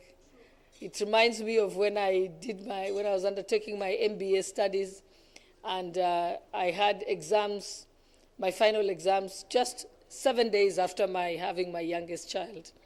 And I know that it takes a lot of sacrifice to be able to have a full-time job, the responsibilities in the constituencies, and still manage to make that time to be able to study this. But I didn't expect any less from you. Since I joined Parliament, after having served in the executive and the judiciary, it's when I realized how hardworking women leaders are. I used to think being in the corporate world and being CEO was very difficult, but I came to hats off. So I know that to make that time is, I got a profound respect for people who are able to go on the campaign trail, carry political events, and so on. So yes, you are amazing. And I know that you're all destined for greatness. And just listening to the other speakers on this very topic of gender mainstreaming, I've been part of this journey for many years. I started far back when I used to do research for Zipporah Kiton, Justice Alwatch, Justice Efiar War, when they were trying to get input for the making of the Constitution under the Women's Caucus in Bomas. It sounded so far away. But when we look what has happened now, we've made progress. But there's still a lot to do. It took them more than 20 years to even just have that put in our Constitution, the 2/3 gender rule. And I watched when that hadn't been achieved. I remember, and that's why I say we don't take this for granted. I remember when Justice Alwatch and Justice Awar would tell me stories about how it was to be women in the judiciary at that time. And she says that one time she discovered, she looked at the payslip of Justice Gidinji, her colleague. They were both in the same court. Then she says, but why do you have something here written house allowance? But she didn't have any in her own payslip. So she discovered that women who are married were not given house allowance because it was assumed that your husband is going to provide a house for you. So, and she says they walked to office of the president, and they, created a scene until they now. So when you see people having house allowance today, those are the people who've achieved that for us. I remember Justice Alwatch. Many of you think the family division has always been there. Did you know that Justice Alwatch was the first person to start the children's court and the family division? There was no family division for succession in the court system ever until Justice Alwatch became High Court judge and fought for it. So sometimes I look at many young lawyers today, and they take it for granted. They don't actually know. They don't know how much work has gone into the privileges that they have today. And I remember going to speak at the arbitration conference, and Justice Alwatch was there, Justice Efwe War was there, and these young lawyers were just like looking at them like they were anybody. So when I was asked to speak, I said, hold on a minute, do you guys know in whose presence you're sitting? And I went on to set out the achievements of Justice Alwatch and Justice Efwe War, and they were shocked because they thought that has always been in the law. So yes, we must continue to remind ourselves, and I want to appreciate CPST for making sure that they're continuing to keep this candle burning and for it to continue. I know that, I think Catherine must know, when we took the Attorney General to court, we took Parliament to court. That was long before I came to Parliament. Took Parliament to court. We got an order for 60 days. You must pass the gender bill. It didn't pass. And then we went back again. And I remember I was part of the team who declared Uhuru's cabinet unconstitutional. We got a court order. We still didn't succeed. Then we went on. I was part of the team that asked for the dissolution of Parliament. We got the dissolution advisory. We still didn't get it, So I mean, when I look at this, and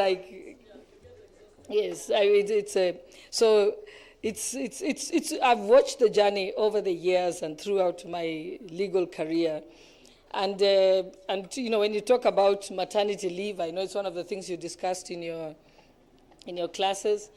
And I still remember when I think I must have been 26, I had my first child, and I was director of the Kenya Marine and Fisheries Research Institute. I was a board member. And we would have meetings in Mombasa. And then they told me that I can't go, that they wouldn't pay for my baby. So I said, fine, I won't come to your meetings, and I wrote a resignation letter. Thereafter, they started paying for my tickets. And for my baby and for my nanny. And they used to look at me and think, So I've watched it. I've been part of this journey. I remember when I was CEO of Kenya Law Reports, and I was pregnant with my youngest, and I was told the board had said I should wait outside. And I asked the secretary, why am I sitting outside? Have I done something wrong? Then she says to me, no, they are discussing your pregnancy. They are wondering whether you can still be CEO and you're pregnant. So I sat outside, they had the discussion. Then when I went back into the boardroom, and I was secretary to the board, and the then Chief Justice was the chairperson of the board, and several judges were members. And so when I walked back in, I didn't let them speak. I just stood there and I said, I hear you're discussing my pregnancy. I'm actually pregnant, but I'm not sick. I am not sick, I am pregnant. Many of you are sicker than me, so is there a problem? And they all like, no. The story ended there, nobody spoke about it again, and they didn't. I don't know what they had discussed or planned to do. And just to make the point, when I had my baby, I was back to work in 10 days just to show them that I am better than all of you and I can do it. Yeah, so yes, I know I see the struggles of women, and I think this is something that we need to continue to talk about. I'm glad that PSC is doing gender mainstreaming and so on. So yes, I'm excited.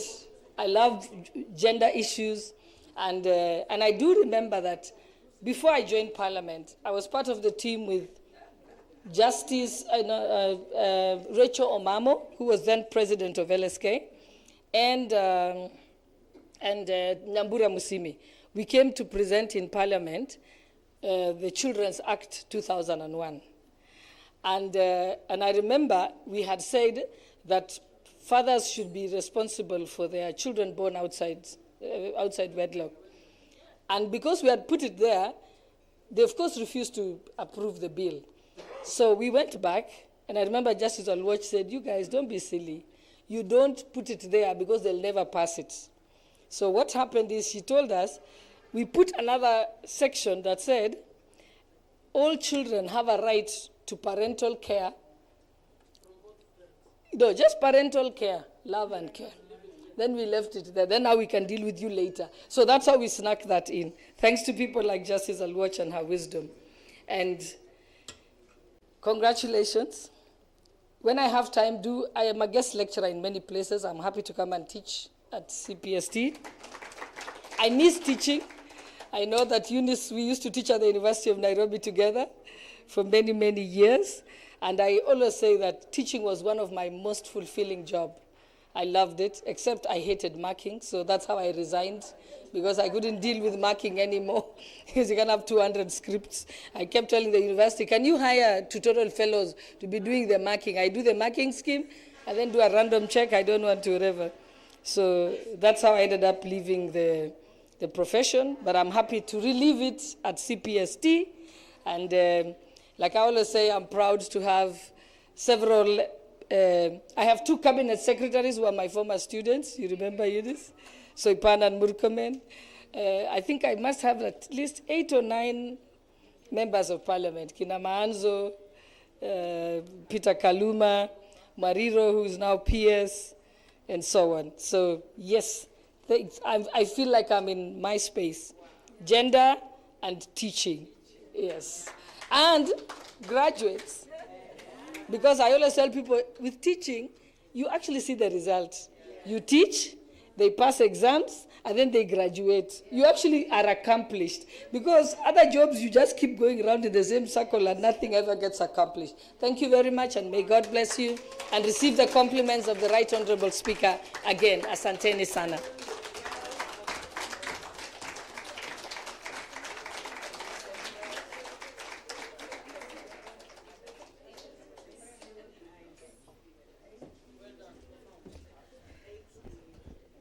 Makofi tena kwa our very able deputy speaker.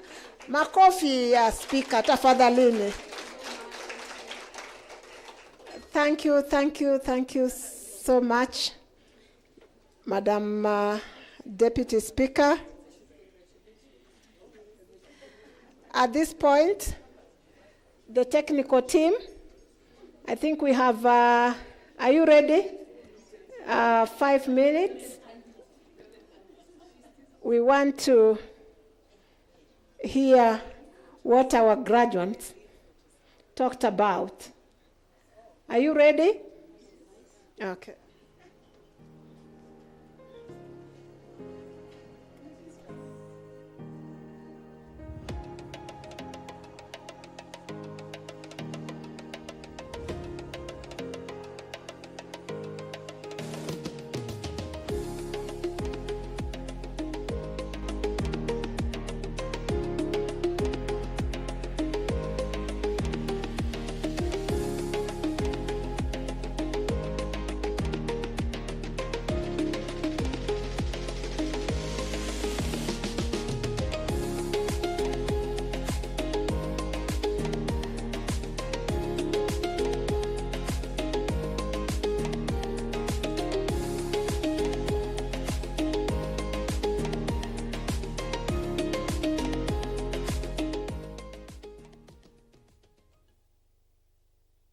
To thank the institution, the Center for Parliamentary Studies for organizing this study, the members who participated in this study, the McGill University for facilitation of this session, the Secretariat, and the teaching team.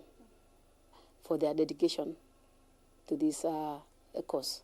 And we are also looking forward to having more session and giving room to more honorable members and even our staff within the country and outside the country for proper interaction and sharing experience across the world. To Cpst, the McGill, the Canadian, and actually the National Assembly, everybody, thank you so much. For my colleagues, congratulations. We started, many of us, not all of us finished.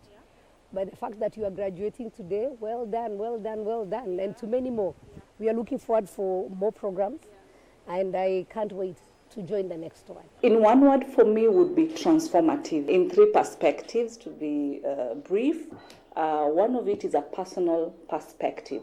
I've gained more skills and knowledge on how to have more discussions when it comes to the issues of women and the girls. What is really coming out is we need to have a conversation with one another. It doesn't mean because I'm a legislator, all I need to do is put up laws without really knowing how to engage with the girls and the women. The other issue is the community also. Transformation whereby the community is able to come off the norms, the culture that has really been embedded so much, such that people have held so strong to these cultures, and that's why still we have some of these challenges that we have. And lastly, the system, the policies that are in place, the laws that are now in place, we are able to transform and fill the gaps. First, in the space we are in politics, we are engaged in so much. So setting away time to engage in this program actually brought in some kind of discipline and sacrifice, because I really had to balance between so many things for me to undertake these classes. So generally, it strengthened my bit as a legislator, especially in balancing between policy, oversight, and how they actually intersect, especially to do with real life situations here that women undergo on a daily basis. I think the most important thing, first of all, through CPST is that we've walked a journey, and for many of us is when we come into Parliament as women, our focus mostly is always, yes, you work for everyone, but I won't lie that we are normally biased, because we would want to see more young women being empowered, more young women being educated. And for me, I always tell young women and girls that your first husband is education, because education will never divorce you. And so you take care of yourself, you get good education, you will find a better place in your life. There's one thing called knowledge that no one can take away from you. So let's take advantage of the programs we are offered by CPST, all these programs that you can have access to, because they help you to learn, they help to shape your legislative work as well, and they help to also make you a legislator that adds value. So for me, it's just to encourage everyone, fellow legislators, join these programs, study more. I would love to do another program if they are available. Yeah, and let's make our parliament greater. This program has been truly informative. It has, and my understanding of gender positive, responsive governance, particularly the practical tools and institutional strategies needed in mainstreaming gender across legislative oversight and parliamentary culture. Training by McGill University, the Gender Empowerment and Women Empowerment course, Gender Equality and Women Empowerment course, was very important because it gave me a dimension on how we can engender our legislation and how we get to mainstream gender within the legislative agenda and even in the oversight function to ensure that women are not being left behind. The SDG number 5 is on gender equality. And if you recall the history of gender equality in Kenya and gender equity in Kenya, we have had a challenge. The challenge being that Parliament has not complied with the two-third gender framework that is offered in the Constitution, and as a result, there's a lot of work that needs to be done. I would like to thank the CPST, and I feel that we need to make use of it more than what we have done so far. One, graduating yesterday, of course, I feel quite honored. It wasn't also an easy thing because we had to balance. In fact, for me, it was even worse because at the same time, I'm doing my master's on project planning. So imagine I had to balance between Parliament, my university, my master's class, and the Gewe, of course, program. It wasn't easy. But however, I feel that we have triumphed, and I hope that we shall walk the talk of this program and do some implementation. The program was quite an eye-opener. Of course, it was not easy for many of us because it needed a lot of commitment, but the exposure we got from the trainers all the way from different parts of this world, to say, not just in this country, was that matters women, we are dealing with the issues every day, every corner of this world. And women have always suffered, not just in the workplace, but even in parliaments in the world. We've seen former members of parliament, even in Canada, talk about the mental stability, mental health, having to deal with children and having to deal with childbearing when you're still in parliament. So those safe spaces can only be advocated if we have some numbers in parliaments where we have more women that are able to ensure that these issues are advocated for.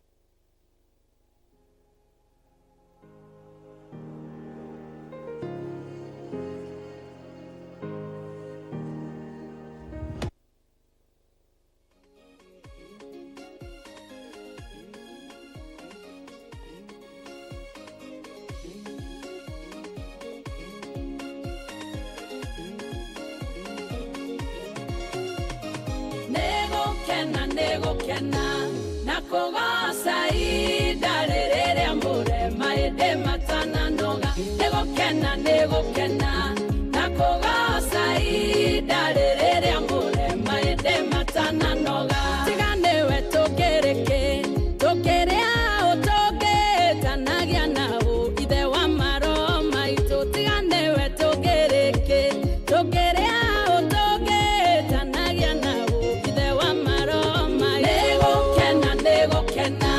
Nakogosa idarere amore maede matana noga negokena nakogosa idarere amore maede matana noga we moto hei moyo motorali amodo idenya yake akamohe igai yake moto hei moyo motorali amodo idenya yake akamohe igai yake negokena nakogosa idarere amore maede matana noga negokena nakogosa idarere amore maede matana noga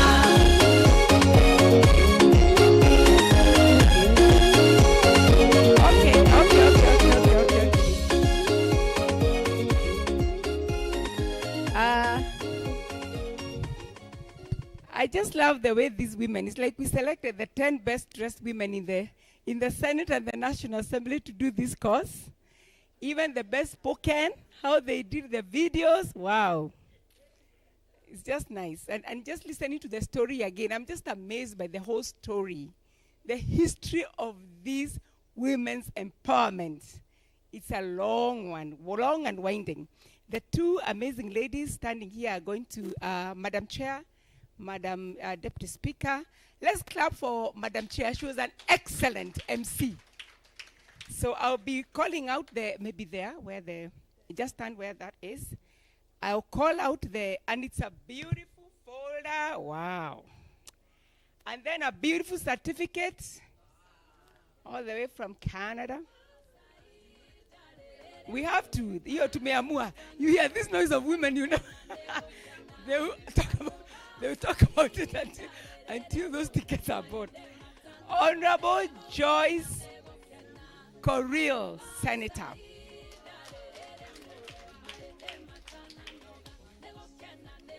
You see a speech there from Senator Beth Mogo. There's a paper she wrote that she thought you would write, so you would read. We have included it in the folder. Honorable Mother Wanjera, MP. I keep on calling. Are you Wanjera or Wangari? Okay. Wanjera MP. Let's clap for them. Like there should be some kind of jubilation. Honorable Veronica Minor, Senator.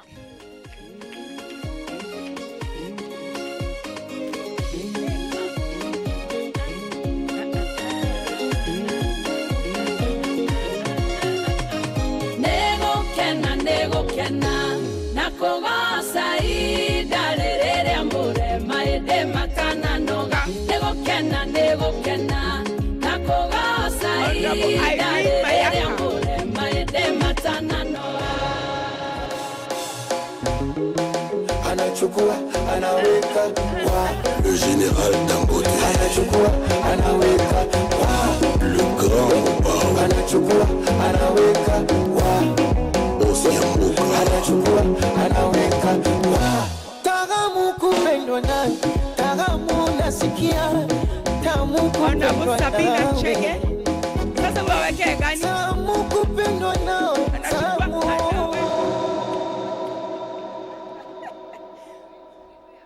Wait there, pause. Nimekuchagua wewe nikupende mama, sitaki mwingine, aushi usiniache, usinitende mama, usipende mwingine. Moyo wangu ni mwepesi, umenikalia chapati, nafanya vituko kama chizi, kukupenda sitasizi. Moyo wangu ni mwepesi, umenikalia chapati, nafanya vituko kama chizi, kukupenda sitasizi. Sura yako mzuri mama, mzuri mama. Missing in action. She was in the house. She had a statement. Honorable Maureen Tabitha Mutinda, Senator. Aweke kawaya, weka kawaya. There you are. There you go. Is that a good one for you? And the way that you're looking at me, volume. I feel a connection. Unanibamba baby, kwa tunavyochekecha. Kinywaji kwa mkono, na kibeti kwa bega. Just quizi mademo napenda do na machali pia tunazo drama. Ya dunia ni mengi sana. No go.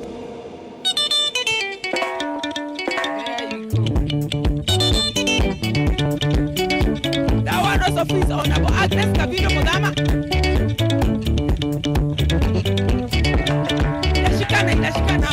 Ila nadhenga niwe mana kana nimbeza nondo nazia bewa kila mundu wakitomilo Ila nadhenga niwe mana kana nimbeza nondo nazia bewa kila mundu wakitomilo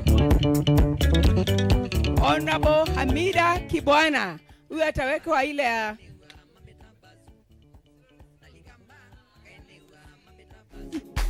weka. Yes.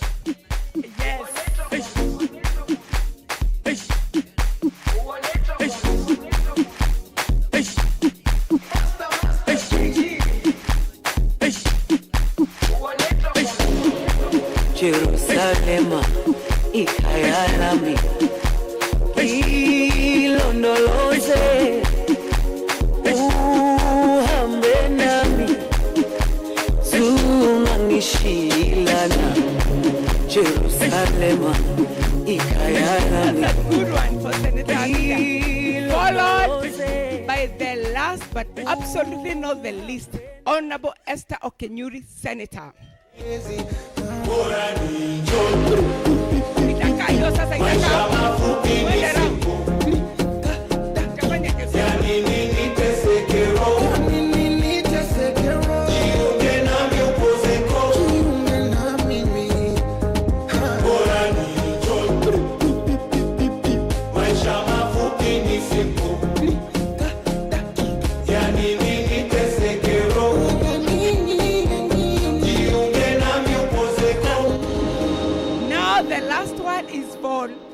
Honorable Deputy Speaker, Honoralia. That one will be done in Canada. Now in Canada, right? Now we do Jerusalem, all the graduates here. Only graduates. Hakuna mtu. And the clerk of the Senate for paying the ticket in advance, join. Director General ako wapi? Sawa, sawa.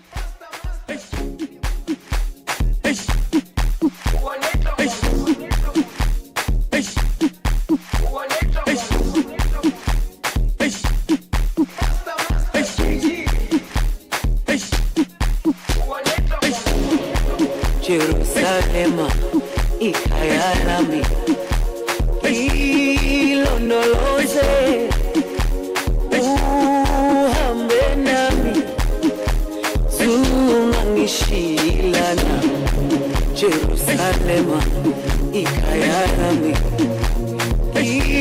ilondoloze uhambe nami zungangishilana Daurami aikulana buso wami aukulana ilondoloze zuhambe nami Daurami aikulana buso wami aukulana ilondoloze zuhambe nami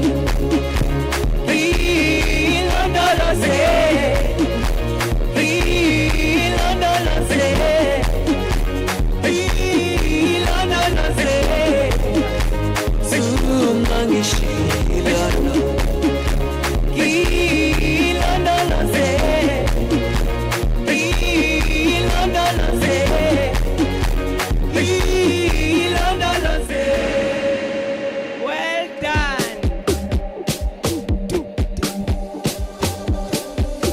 Okay. Before we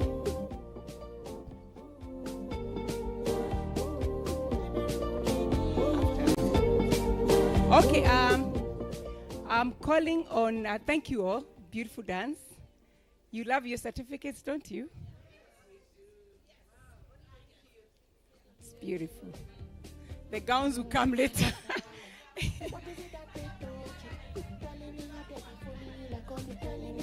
Kabisa. We've been summoned to Canada, actually, to get a gown. Now I'm inviting Senator Muma to come and give a vote of thanks. Then after that, we'll do a prayer, and there'll be a group photo with the graduates, the board members of CPST, the immediate former chair of the board of CPST out there after the prayer. Karibu Senator. Thank you very much. Honorable DS, honorable members, honorable graduates who are the guests of honors for today, the clerk of the assembly and secretary to the PSC, the CEO of CPST, chair CPST. I think this was wonderful. I'm so glad, Professor Nyokabi, that you actually organized this graduation in the manner that you have done. I want to congratulate the graduates because it was not easy. I was an instructor on this course. It wasn't easy for me either, and the others, because of the timings and all of that. But when we logged in, it was a beautiful conversation. And I would want to encourage CPST to keep going with it, to come up with other courses, and to encourage everyone to actually sign on. I would say not just members of parliament. I believe those same courses are useful even for staff. So we need to move to a place where we know knowledge has no hierarchy, that we can actually have staff parliamentarians in the same class, and that knowledge will be useful for everyone. Would like to congratulate PSC for this idea. I would like to request that working together with members, especially the members, women parliamentarians, both in Senate and National Assembly, to help push the vision of CPST. There's one I talked about, which I hope we can actually move, setting up a parliamentary museum. And in that parliamentary museum, I'm requesting that we get the first lot of funding so that this particular cohort can work together to prepare a wall on the gender history of Parliament. And if we work on that, I'm sure it will be exciting, and we will be able to celebrate the steps of women in the Parliament of Kenya. I believe it will be an interesting wall to look at, beginning from Grace Onyango and the rest, and going up and telling their stories and mounting their pictures and whatever else we need to. I want to thank everybody who turned up today. I want to thank you, Prof. Beautiful, beautiful ceremony. Good memory in terms of even the communication and the screening that you have done. I believe everybody has enjoyed themselves. Thank you to the staff who have worked in the background to get this done, and everybody, including those covering us in terms of communication. Asanteni sana.